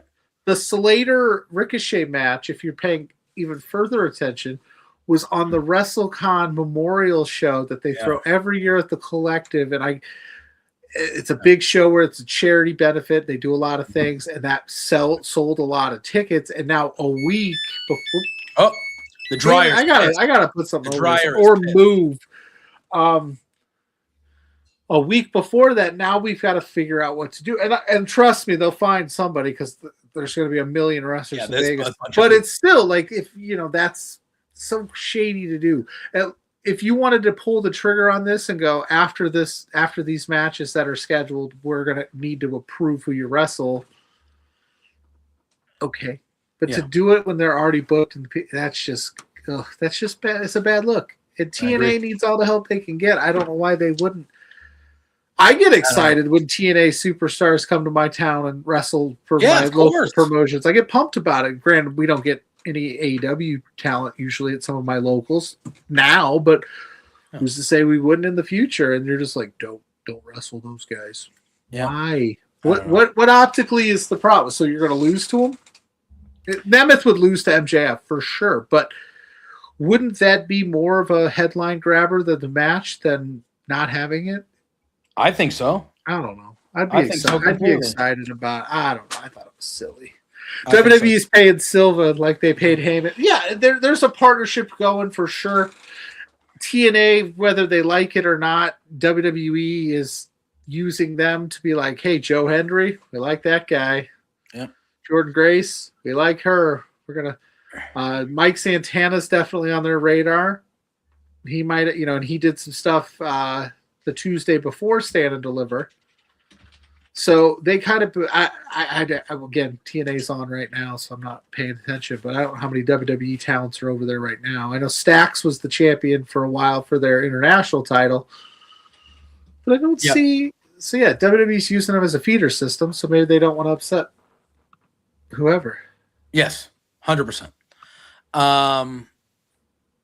Did you get my messages in the chat? I did. If you want, it's fine. I can do that. All right. I need to step away for a minute. A minute. We're gonna time it. Will it be a minute? No, don't time me because I'll go long. I'm old. I'll go old. Okay. But I need to step away for a minute to 2 minutes, real quick. While JPJ is gone, we'll talk about Boston sports. We'll get him round up. I swear to God, I will watch this back, and next week will be the end of times. It'll be the end of times. Okay. I'm delicate right now. When he gets back, we're going to dive into AEW Dynasty, but until then, till he gets back from the break that he needs, which, listen, we've all been there. I've done it. In the chat, if you are an independent wrestling fan, who are you looking forward to at the Collective weekend? What are you looking forward to next weekend at WrestleMania? Let me know. We'll chat about it while he's gone. Mikey Mumble say the Red Sox suck. Be careful, Mikey. Be careful. He could hear us. I've been in that house. That bathroom's not too far away from this room, and I yell. He's probably got us on loud. The Red Sox did win 2 in a row. I did see that. I have seen Roman Anthony can't throw the ball out of the outfield, though, which is a troublesome thing. Maybe they'll move him to first base, or he'll pull a Rafael Devers and say he's not doing it. But he's still a stud with a bat in his hand, so that's cool. But yeah, the TNA thing. TNA does these things, and I understand why they do these things, but every time they make these decisions, it always feels, oh no, TNA is going to TNA. Like, that's a real thing. And it's disappointing because there's a lot of great talent at TNA. I enjoy when I watch. They have a pay-per-view. I think they actually have a pay-per-view this weekend, if I'm not mistaken. They actually, I believe that they do have something Friday or Saturday, I think. I'll have to double check. But they do counter program us, so sometimes I don't always watch the product, but when I do, I'm usually impressed. But yeah, that was silly to pull MJF and Nemeth and Ricochet and Slater Saturday. Okay, so it is on Saturday. So there is a pay-per-view this Saturday. We wish these companies would wise up and start working together or something. Yeah, imagine an MJF coming out of yeah, so like at the end of the day, like, yeah, that would be mind-blowing stuff. I think AEW, WWE working together that would be crazy. That would signal a lot of shift change in the business. But I think what I believed in my heart of hearts is that if you still look at these wrestlers as independent contractors, and that's what they do, and you say, well, you're only allowed to work for me, then you better be able to financially back them up, because a lot of these independent wrestlers, they do the independent scene, or these like TNA wrestlers, a lot of them do the independent runs to supplement the income. They'll do the conventions, they'll do all sorts of stuff to try to supplement the income that TNA. So if TNA wants to start limiting who can wrestle who, they need to financially start backing the wrestlers, because I think it's really crazy to say, hey, Nick Nemeth is a I don't want to speak on his financials because I'm not Nick Nemeth, but Nick Nemeth is so the Red Sox, huh? No, but Nick Nemeth is a special case in the sense that he's probably well off, but like Leon Slater is not making Nick Nemeth money. We can all agree on that. So to tell him like, hey, you can't have this major eyeball match, exposure match with Ricochet because he works for AEW, because we just don't want you working with them, it's really silly. And I think that's terrible. But yeah, Roman Anthony, what's up with his arm, dude? I don't know. He's got at least he could hit. He's a very good hitter. Very good hitter. So maybe he'll move to first base, or he'll pull a Rafael Devers and then they'll trade him. Let's hope not. I mean, I'm sure it will happen at some point though, because that's what we do. We trade away our good players for nothing. And then the players that we get for them that are actually really good, we flip those guys for even more useless stuff, and they end up being good somewhere else, while we just get shit because our GM's an inept piece of shit who shouldn't have a job. Fuck my owner, fuck him, and fuck the Boston Red Sox. And definitely in baseball, we're only 10 games. Most teams have played about 10 games or so. We're only about 10 games into the season. I think it's too early to panic. Like I'm not panicking. A lot could happen. Yeah. And April baseball is always weird. Like, I think the problem was with the Red Sox is not only were they like losing a lot of games, it was the way they were they weren't doing anything good. They weren't hitting, they weren't pitching, they weren't fielding well. They had leads that they were blowing. It was just like, holy shit, dude! Like, what the hell is going on? And I will say we lost all our viewers when you left. They were like, full screen Pluggo. We don't like that. Sorry, bro.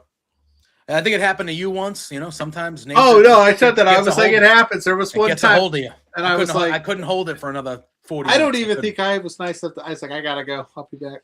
Yeah, you didn't even like want. You were just like, I'll be right back. It was that sudden. But yeah, AEW Dynasty. So TNA does have a pay per view on Saturday. I'll have to dive into that a little bit. Like, I didn't know we were just talking about while you were gone. But Sunday, damn these Sunday pay per views that last. Yeah, tell me about it. Some of us have to get up at 4 a.m. Tony. AEW Dynasty is this Saturday, and I did not. So when we talk about these predictions and these little matches, we previewed this card. I did not watch all of Dynamite last night. I was on my anniversary honeymoon. It was like a honeymoon all over again. Me and Mrs. Pluggo, we painted because we did that on our honeymoon. So we went to Wine and Canvas. She drank wine. We painted. I am not a good painter, but I was pretty happy with how it turned out. Adorable. Yeah, we painted. She painted my face. I painted her face. It was cute. And then we picked up our kids, and yeah. Wow. But and then today has just been the day from hell in the shoot job world. So it's been a long one, but I'm excited. I think there's a lot of good stuff on this AEW card. I agree. 8 matches on the main card, 1 pre-show match as of now. Collision is on Saturday, so usually there are, a couple more pre-show matches at the very least added on. But as of right now, we have 9 matches total. 8 on the main show. As we saw at the beginning of Dynamite, well, over the weekend, Will Ospreay was at a New Japan show, and they kind of teased that maybe the United Empire would be making their way to AEW Dynamite soon to help Will against the Death Riders. Yeah, exactly, Chef. Exactly. Listen, I say that they probably add more matches because they usually do. As somebody who has to wake up very early on Monday, I would totally be okay with it staying 8 matches. It will still be 4.5 hours, but I would be totally okay. Here's the thing. With it not being a 12-match show. I don't even care if it's 8. It doesn't need to start at 8. It's Sunday. Started at 7 o'clock. Started at 7 or started at 6. Yeah, like listen, WrestleMania started at 6, but it's also Vegas. There's like time differences and stuff. But either way, like start that baby at 6 o'clock. 11 o'clock. Go to 11. Boom. I'm happy. We're all happy. I mean, I'll still be tired on Monday, but I don't understand this obsession of starting at 8 o'clock and then dragging it so late. Like on a Sunday night last month, MJF and Hangman Adam Page is ending at 12:40 a.m. Like that's, and I get it. Not everybody has to wake up as early as certain professions, but most people work on Monday mornings. Or and Monday morning is the beginning of the week, or you have kids with school. Like that's late. That's a late night. That is a late night. And it's like, you want to do that on a Saturday where, again, some people work on Sundays. I am in a profession that sometimes I do. I get it. But like Saturday night, and there you go. Shep's even saying he watches the second half on his lunch break on Mondays. I think, what was the last pay-per-view up? Revolution. Yeah. I finished it on Monday as well. I couldn't do it. I even tried to stay up. I was coming along, and then I was like, what? Coming along. I said, coming along. I did humming along. I've been doing that a lot lately, man. I've been having some issues with the yips on the words, but coming along pay-per-view. Coming along to the pay-per-view. Yeah. Watch out. But no, I was humming along, and then all of a sudden I'm like, it is 11:30, and there's like 3 matches left. Yeah. I can't. I have to be up at 5. There's no way I can do this. Yeah. I just had to shut it. I had to shut it off and be like, I will catch it in the morning. And I don't listen. I don't fault anybody for doing that, especially in this day and age. You do whatever you want. Yeah. If you want to, but I would move it. But either way, I digress. We have a pay-per-view, 8 matches. Yep. So Rizzler going to be here? As of right now, no, Pluggo. The only pre-show match we have right now is a one-on-one singles match. It will be Marina Shafir taking on Alex Windsor. As we saw last night at the beginning of the show, it looked like the Death Riders were trying to attack and take out Will Ospreay in the back, and a couple cars pulled up, and it was the United Empire to help with Ospreay and Alex Windsor as well. I really liked how they showed Alex. I really liked how they show Windsor and Ospreay on screen together. I thought that was a very nice touch. And it was good. It was a good old-fashioned brawl to start the show. It started out back. It made its way to the arena. And then Ospreay challenged the Death Riders to United Empire versus Death Riders in the main event. And I forget what they called it. It was basically like a mini version of Anarchy in the Arena. I think it was the Edmonton something. Yeah, they Calgary, Alberta something. I don't know. Did they use Big Bad Boris and Spencer as weapons? They should have, because they were there. I know. I'm happy that there's some backup for Will Ospreay, because Will Ospreay is now in that Bryan Danielson territory where every time he takes a beating in his neck, I go, yep. And I just don't know how many more of those just 4-on-1 beatdowns I could stomach. So I'm glad he's got some help. So that's good. And Windsor, she's been crushing with the Brawling Birds, dude. Yep. Which I think she should win it. You think Windsor should? I think she should. How many matches is Marina Shafir going to lose? But if you want to heat up Windsor, you don't have to heat up Windsor as a singles person. Heat her up in the tag team. But I'm saying if she's not, I don't know, maybe. But okay. Somebody's got to win it. Losing all these matches. She is losing all these matches. Losing all of them. What the hell? Sorry, I love Marina Shafir, but I got to side with Windsor here. All right, well, I'm going the other way. God damn it, Marina Shafir needs to win something. Have us on your prediction shows. We'll crush all of you. Anyway, I'm starting off 0-1. What are you talking about? Who knows? No, you're probably going to be right. Jose last night picked Windsor too. I'm like, what the hell is going on? Great minds think alike. Am I crazy? No, I just think like you said, they presented her as this badass with Ospreay. Why not have her keep cooking? Marina Shafir has been presented as the biggest badass in the I know. year and a half. I know, but Christ, I got a feeling. What is going on? The Crawling Birds were the main event last night. AEW knows what's up. Canadian Goose, honk, honk. You know what's up, brother. You know, we got to get the Canadian Goose back to main events. You know, the Canadian Goose beat me in Quizplex, my first ever appearance here on Love Wrestling before I was even doing it. You haven't let it go. No, because he knew the music. They did WWE music, and he was rapping and shit. He knew all those. I'm like, what are you doing? He's genius. Unbelievable. Anyway, fun fact: Canadian geese are smart as fuck. They're actually very violent. We've heard. Yeah. Vicious creatures. Yeah. All right. So that's the as of right now the only pre-show match, and then we have 8 matches on the card. We are going to start. So unfortunately, Kyle Fletcher, got injured, meniscus injury, and he needed to vacate the TNT Championship. Obviously, we hope and wish that he comes back, very soon and healthy and good to go. That guy's been one of the studs of that company for the last year and a half. So that's unfortunate, but that leads us to a new match that is going to be at Dynasty. It's going to be a casino gauntlet match to crown a new AEW TNT champion. And as of right now, or as of the end of Dynamite, the only person we know that is in that match is, the only 2 people we know that is in that match.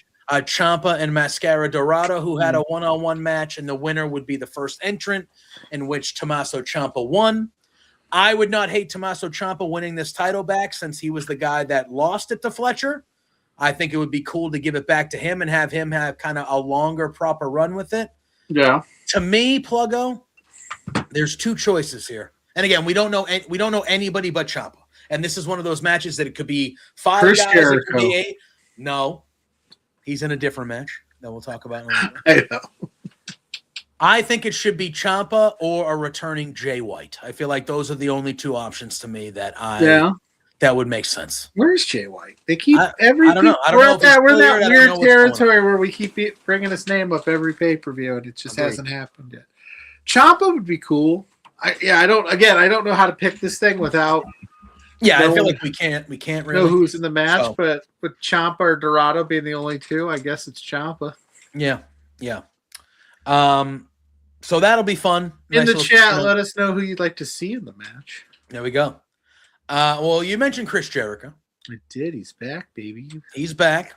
Came back last week, but this week he was there, and he was there to sign his new AEW contract, and he was interrupted by Ricochet and the Demand. Ricochet says, "Hey, we don't want you here. We don't need you here. You had a history here, but we don't need you around anymore. I respect you, so I'm out here telling you what nobody else will tell you because they're afraid to hurt your feelings. We don't need you here." And you know what Chris Jericho did? He put Ricochet on the list. And the list is back. He brought back the list.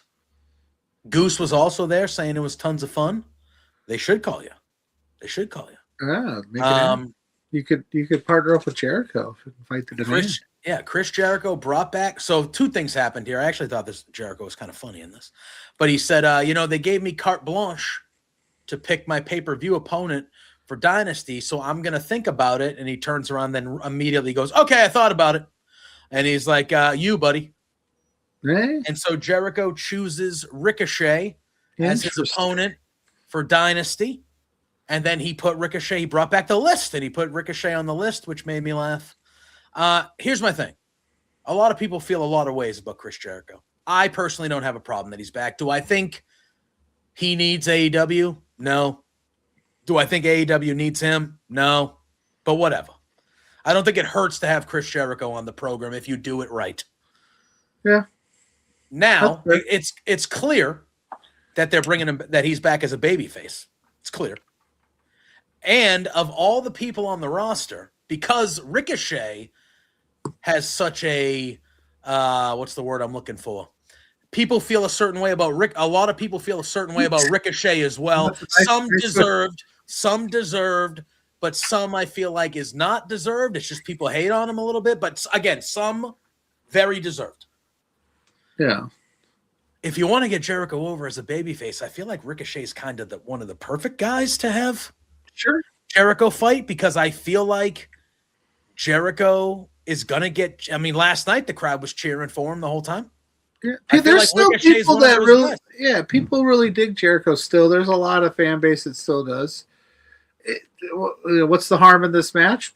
I've never seen it, so I'm interested to see how it goes. One thing I will say, though, Jericho looks to be in great shape. Yeah. We know that Jericho is one of the all-time pro wrestlers in history, but he's more towards the end than he is the middle or the beginning or the prime. Ricochet, the way Jericho's going to have his work boots on for his first match back in well over a year. Like, you know what I mean? Like, Ricochet is a different level of in-ring competitor. Yeah, for sure.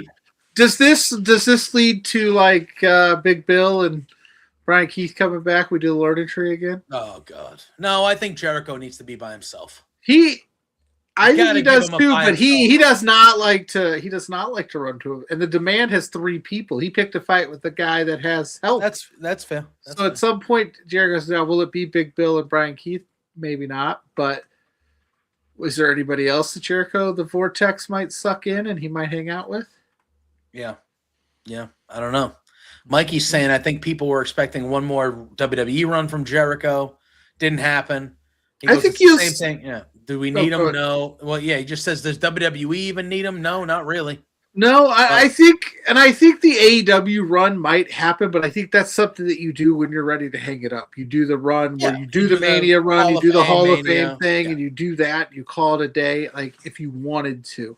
But I will say this, to be fair, too. Chris Jericho has openly said for a long, years, he wasn't ever going to go back because they don't give him the creative freedom that he wants. Mm-hmm. So why would he go back? But yeah, at the end of your career, when you're trying to grab the bag, one last time, do the Hall of Fame run. We'll see how it goes. Yeah. Would Jericho work in a Nick Aldis role in AEW? They have yet to do an on-screen authority figure in AEW. The entire time they've been there. Yeah. Tony Khan just kind of makes matches in the back when they're like, oh, Tony Khan just announced. So I don't know if they would go that route or not, but Shep does not want another Chris Jericho faction. I would agree. But we'll see. And maybe, and Fernando says maybe Jericho doesn't care about the Hall of Fame, WWE Hall of Fame. That could be true. I don't think it's cool to say I'm a WWE Hall of Famer, Stone Cold, but at the end of the day, I never go, The Rock, Hall of Famer. I would, Chris Jericho never makes WWE Hall of Fame. I don't think that changes the fact that he's one of the greatest wrestlers of all time. Mm-hmm. I agree. That's just one company's opinion, but at the end of the day, I would be kind of crazy to never be in it. Yeah, Chris Jericho to not be in it. So maybe never say never. Yeah. All right. We have a singles match. It is Andrade El Idolo going up against Darby Allin. If Darby Allin wins, he will receive a future AEW World Championship match. So we have that. But before we do, we got a super chat.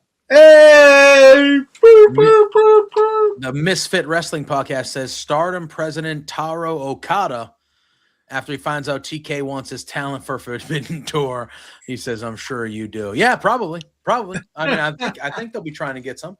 We'll see. Yeah, I mean, why not? But Thank you for the super chat. Shout out to Misfit Wrestling Podcast for the super chat. Much appreciated. Forbidden Door, man. That's coming up. We're going to start getting that's not coming up, but Yeah. So Darby wins. He gets an AEW championship match. I have been saying for a little bit while now that I think the main event of Double or Nothing is going to be MJF versus Darby Allin for the world title. This would make sense. that if Darby wins this match, he gets the future world title match. He says Double or Nothing is where I want to have it, and that is what we kind of do here. I don't know. Andrade is clearly not thrilled with Don Callis and the whole working relationship with MJF because he wants the world title. I don't know if Andrade. Yeah, if you're Andrade, why this wouldn't? You're back to win gold and not be, one of the henchmen for Don Callis.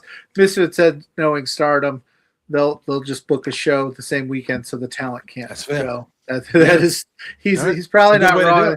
I mean, if that'd be a way to do it, but we'll see how they end up doing that this year with the CMLL dual contracts and stuff. That's probably going to be a heavy Forbidden Door thing. But yeah, if you're Andrade, why have one of your other henchmen do your Darby Allin, but it let me get some wins under my belt so I could challenge for the championship. Yep. I think we're heading to an interesting impasse because I think Kyle Fletcher, when he comes back, will probably get cheered. So he's probably done for the Don Callis family because we'll see how this goes. It's a very interesting time for the Callis family.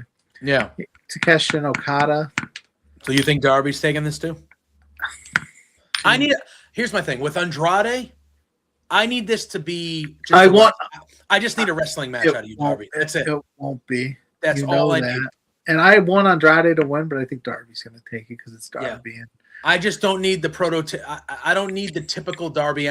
Just Andrade's not that type of guy. I know Darby can wrestle. He's not to the level of Andrade. But you don't need the Darby Allin takes a beating for 18 minutes and then rolls him up at the last second to win. I just need a pretty standard wrestling match between these two guys and just beat them. That's all. Yeah, and I don't think you're wrong. And I've been saying I would love to see a Darby Allin where it's not he's always getting just ragdolled and then sneaks it out at the end. I want to see him actually hold his own a little bit in some of these matches. I understand he's smaller. I get all that. But I want to see him hold his own in some of these matches where it's not so lopsided. Like it can be where he has to overcome the physical specimen that is an Andrade, and Andrade's out there checking out the babes on the sidelines and Darby gets the, upper hand. Like that would be cool. And then Darby gets some offense in for a while. I don't know. We'll see. But it's tough for me to pick against Darby because I think you're right. I think at some point we're going to get this. That's what we're building towards is a Darby, whoever the champion is, title match, and they'll give us that. Yeah. All right. Last night we saw Cope, Land, and Christian came out there. They cut a promo. Christian said that he banged both of FTR's mothers. He didn't say banged, but he alluded to. No, he did. He did. Oh, did he? Oh, I must have missed that line. He said, I paid a visit to both your mothers, and let me say, by paying a visit is I banged them both. That's what he said. I banged them both. The clip I saw, they cut off that part. Yes. Well, he said that. Awesome. And then he told Stokely that he was visiting his mother next. Oh my gosh. Christian. The difference between the promos when Edge talks and Christian talks, it's fucking wonderful. And the way Edge that is so serious and I'm calling him Edge, sorry guys. But Copeland is so Copeland, and when he talks and he's all about revenge and wants to and then Christian's like, I banged your mom, dude. And then Edge's reactions in the background. And then Edge is just just sitting there. It's hilarious. All right. So do we have I had been saying when this partnership happened that it would be a really fun summer if Edge and Christian won it here. And then we did this revolving door of maybe another FTR match, get the Young Bucks involved, maybe some of these younger tag teams in the Division 2, you could put them and just have a really fun Cope and Christian, summer of Cope and Christian till All In or whatever, or All Out, and just let them just have these banger matches. So I'm taking them to win. I am as well. I think Edge, I think Copeland and Christian will win this. They are going to win the tag titles, and then I could see us getting. No, you're not going over there, buddy. I could see us getting either Copeland and Christian versus the Bucks at All or Nothing, at Double or Nothing, or I could see them doing a triple threat. Could we get a triple threat TLC match at Double or Nothing? Can they call it? They can't call it a TLC, I don't think. But yeah, something like that. Could we get that? Because I think WrestleMania 17, this is the 25th anniversary of WrestleMania That's what 17. I'm saying. Like, where I that match actually happened. think we're in for a great summer of some tag team wrestling with these three teams and other combinations of things that you can do. But yeah, I think it starts with Cope and Christian winning the titles, so that we have a reason to have the next. Because if FTR were to win, you could run it back, and Christian and Cope could be all frustrated, furious, but like, we want one more shot at it. But why would FTR give that to you? You'd have to goad them into it. Why not just do the opposite, where it's like, oh, and then they could be like, we want a rematch because, yeah. Yep. So give me the nostalgia run for the summer. Let's do it. Let's do it. It'll be a good time. And then we found out last night that we have another tag match. This one not for the tag titles, but it sounded like Don Callis originally was gonna try to make this the Young Bucks versus the Proto-Okada with Kyle Fletcher and Kazuchika Okada, but with Kyle Fletcher's injury, we are seeing the unlikely pairing of Kazuchika Okada and Konosuke Takeshita. There was a back earlier in the night on Dynamite. They ended up brawling at ringside with each other and beating the crap out of each other and had to be separated by the other members of the Callis family. And then later on backstage, when Callis made this announcement, both guys were like, hell no. And then Callis said, hey, we got to think about Kyle. Do this for Kyle. We got to do this for Kyle. And he started talking like that. And then Takeshita said, fine, but I want a chance at his belt. I want that belt. And Don Callis said, all right, if you two team up to face the Young Bucks at Dynasty, at Double or Nothing, you can fight for the belt. So I guess that match is happening at Double or Nothing. Okay. Was there a winner-loss stipulation on it? No, I thought there might have been, but no, he just said if you team up. So the AEW doesn't. They're not going to coexist. I was going to say, but AEW doesn't do the moment where they go, well, we teamed up and we there, and then Takeshita just leaves 2 minutes into the match. Good. And then just they could do something like that. I don't think they would. I think they'll give us a proper like Young Bucks Takeshita Okada banger. Oh yeah. For sure. Oh yeah. But yeah, Takeshita could just be like, I told you I'd team up with him. I didn't say for how long. See ya. You think Takeshi's the one that bounces? Here's the thing. I think Takeshi should be the face in this whole scenario. He is, right? He should stay that way. In this scenario, that's a heel fucking move to bail. So Okada should be the one to bail, yeah?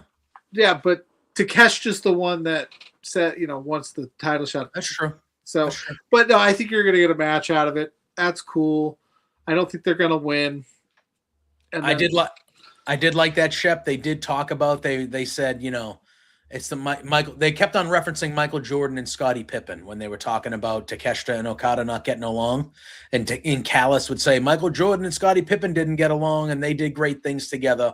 And at the end of that backstage segment, they were kind of being separated, and Okada said, "Just remember, I'm the Michael Jordan.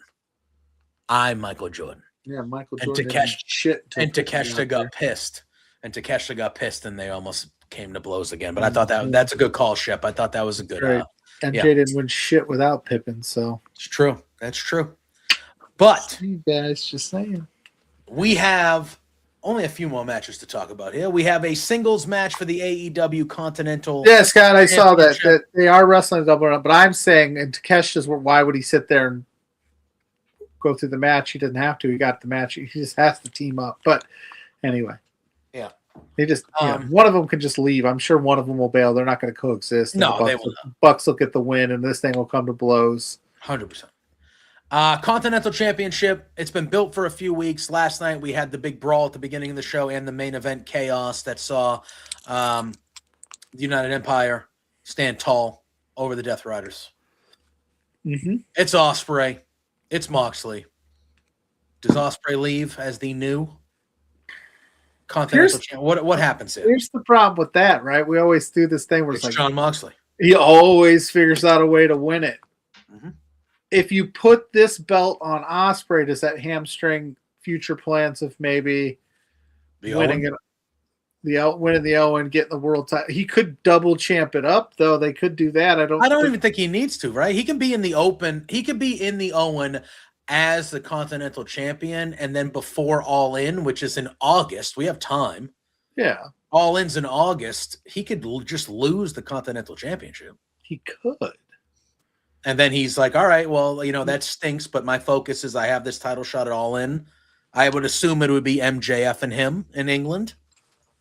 I think MJF would hold it until then, and you got time, but it's Ospreay get the big victory. I'm leaning Ospreay, but again, that Moxley, just like we thought it was going to be Takeshita, and it made sense, and it didn't happen. And they keep putting the Continental, they keep it on Mox. I mean, look it. I'll take Ospreay here. I don't love it. I'm leaning Ospreay as well, but I completely could see Mox winning this match, and it wouldn't shock me at all. And they run it back. I don't even think they would run it back. Then you would kind of have Ospreay go in the route of where he's doubting himself a little bit and needs to kind of refocus, and that's why he does the Owen, and then you kind of get to the championship match. But his whole thing was, I'm taking out the Death Riders for taking me out, and then he comes up short. Which doesn't make sense. Yeah, it doesn't make sense him coming up short. So I'll lean Ospreay. Yeah. Oh. All right, we have a singles match for the AEW Women's World Championship. It is Tekla going up against the other brawling bird, Jamie Hayter. Jamie Hayter was the first person that Tekla took out upon her arrival in AEW, but then Hayter kind of got hurt, and we really never saw the full culmination of that. But Hayter is getting the opportunity to win back the AEW Women's World Championship. However, I think she will not. I think this is Tekla's all day here. However, I do think this is going to be quite the physical. They're going to beat the shit out of each other. It's going to be wonderful. This should be really, really good, but I think this is just another victory in this kind of underrated Tekla, in my opinion, World Championship run that she's on right now. Yeah, it's gonna suck for Tekla when she's getting her hand raised and she wins that gold, and then CEO. I think that's probably what's going to happen. And then we get Tekla versus a returning babyface Mercedes Moné because she's back. She's beltless now. She's refocused. Yeah, I think you're right. I think Tekla's going to get the dub here. I think the match is going to be fucking awesome, though. Yeah. It's going to rule. It's going to rule. But yeah, because like you said earlier, I think the Brawling Birds have a thing in the tag division going on. And then, so that's my prediction is CEO Mercedes Moné returns at Dynasty. Challenges Tekla at Double or Nothing.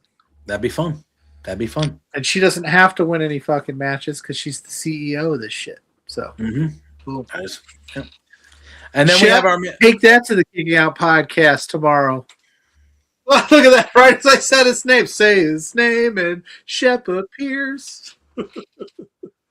I don't have a problem with her mic skills at all. I thought the promo she cut backstage last night was hilarious. I think I like Tekla when she talks. She's a piece of shit. I think we're saying it's underrated because I don't think a lot of people haven't jumped on the Tekla back. Not as many, but if you're watching what she's doing, her vibe is definitely different. It's unique. I think she's having some really good matches. That stuff she did with Statlander, I think doesn't get enough love. But I think she's had a good run. Yeah, I agree. Hey, Gigi Ray was on Collision. I won't say the rest, but Jabari was there too. Hey, nice. Yeah, they did the Collision. I did see one of our cohorts did put a tweet out where he spoiled that match for sure. Yeah, it's fair. Yeah, I try. Yeah, I mean, listen, they're in the building, they're having a good time, but I try not to spoil things when they're not on television. So, or haven't been on television yet. But you're in the building. It is. It happens. You'll stumble across spoilers all the time. Oh yeah, for sure. But yeah, I was like, what a bunch of cool little LPW ties that happened on Collision. That was dope. Yeah, I like it. Main event, AEW World Heavyweight Championship, MJF versus Kenny Omega. They had the promo segment last night to end the show. It was a good back and forth. I don't think it should have happened till 10:30 at night after you just had a brutal fucking, Falls Count Anywhere match. I felt like it should have been at a different part of the show. But besides that, it was a good promo by both. But yeah, listen, I look at this and it's in Canada. It's Kenny Omega. I'm glad he's fighting for the world title again. I do think we will see him as AEW World Heavyweight Champion sooner than later again. But MJF is keeping this belt at least till All In for me. So I think this is just going to be another match where MJF kind of reminds everybody, like, hey, I know you all think I'm just a talker and I'm just this, I'm just that, but I'm also one of the best wrestlers in the world, and I think this match is going to be incredible, and I think MJF's going to beat Kenny Omega. Yeah, I mean, I'm trying to come up with a scenario where Kenny wins, because like I would love to see one more Kenny Omega title run. I don't know if you want to do it at the expense of MJF, especially now because he's got all this heat going. He's got all this momentum. There's some more matches in the chamber in the MJF side than probably with Kenny. Yep. I'd like to see Kenny figure it out sometime, but yeah, I don't think it's going to happen here. I wonder how this ends. I wonder how this goes down, though. Like, you think it can't be clean, right? Well, no, so we just came off the Hangman MJF thing at Revolution, that crazy wild Texas death. I would like a straight match with Kenny and MJF, and I would like MJF because then that's a feather in MJF's cap where he goes, I beat the god of wrestling in a technical, straight up wrestling match. I didn't have to do anything crazy. Obviously, he'll do something shady to win, but for 98% of it to just be like just them just going toe to toe and putting on a classic, I think works. But obviously, it's the main event of an AEW pay-per-view. We know that something's going to happen or somebody's going to get involved or something. Like, where's Hangman and all this? Yeah. I thought it was kind of nice, though, at the end of the promo last night where, Kenny says, hey, why don't you do the tradition of shaking my hand? We all knew Max wasn't going to do that. Max tries to take him out. Kenny hits him with the V-trigger, and then Kenny actually took the diamond ring from Max. I thought that was a nice little touch because Max usually uses that thing to win matches like this and cheat. So Kenny having the ring kind of adds another wrinkle to it. But I agree with you. I look at this, and I'm like, this should be just a straight Kenny Omega, MJF, straight-up wrestling match because MJF can go. And I think that, and then like you said, MJF can brag. Oh yeah. Whether it's he'll come out on Wednesday with Texas Death. I could do that. Yeah. Technical banger with the guy that's wildly considered one of the best wrestlers on the planet. I can do that. There's nothing that you can do or throw at me that's going to take this thing away from me. And then we set up whatever his next. And then Darby can come out and be like, "Well, those guys aren't willing to die." And I was literally going to say, he said, yeah, well, you can't kill me, Max. So yeah, those guys aren't get rid of me. Yeah, exactly. You have to kill me in a ring. Yeah, are you willing to commit murder? Yeah. Yeah. That's the problem. It's going to be something like that. That's exactly how this is going to go. I climbed Mount Everest. I used to live in my car. There's nothing, Max. We could be two different people. Yeah. I'm sorry. The Darby arc is maybe I'm just not a Darby Allin guy. I don't know. I don't want to say that because I like some aspects of Darby Allin's game. I just think he needs something where it's just not the same song and dance. But I digress. That's Dynasty. That's a topic for another day. Well, I guess we can cross that Darby Allin bridge if he actually gets it done against Andrade and gets the match. We'll talk about it when we get there. Yeah. But that is Dynasty. It is this Sunday. It should be a really, really good time. I think it's going to be another strong AEW pay-per-view. The card looks great. We'll see what gets added, if anything, over the next couple of days here. But it should be another good show. Yeah. And that is going to wrap up another good show with us here tonight, pal. Yeah, I was going to say we'll probably get another pre-show match on Collision at minimum. I'm sure. I feel like that's probably a guarantee. I don't know what's kind of like lurking over on Collision that they would, but Kyle might know. He was there. Yeah, it's true. But that's going to do it for us here tonight. We want to thank everybody for hanging out in the chat, talking some AEW, talking some WWE. We got Dynasty this weekend, WrestleMania next weekend. Big couple weeks here on Beards and in the pro wrestling world. And there's just a lot of news inside and outside the ring, all this stuff that's going on that just never, ever ends. So thank everybody in the chat for hanging out. Thanks for Misfit for the super chat. Thank you for the super chat.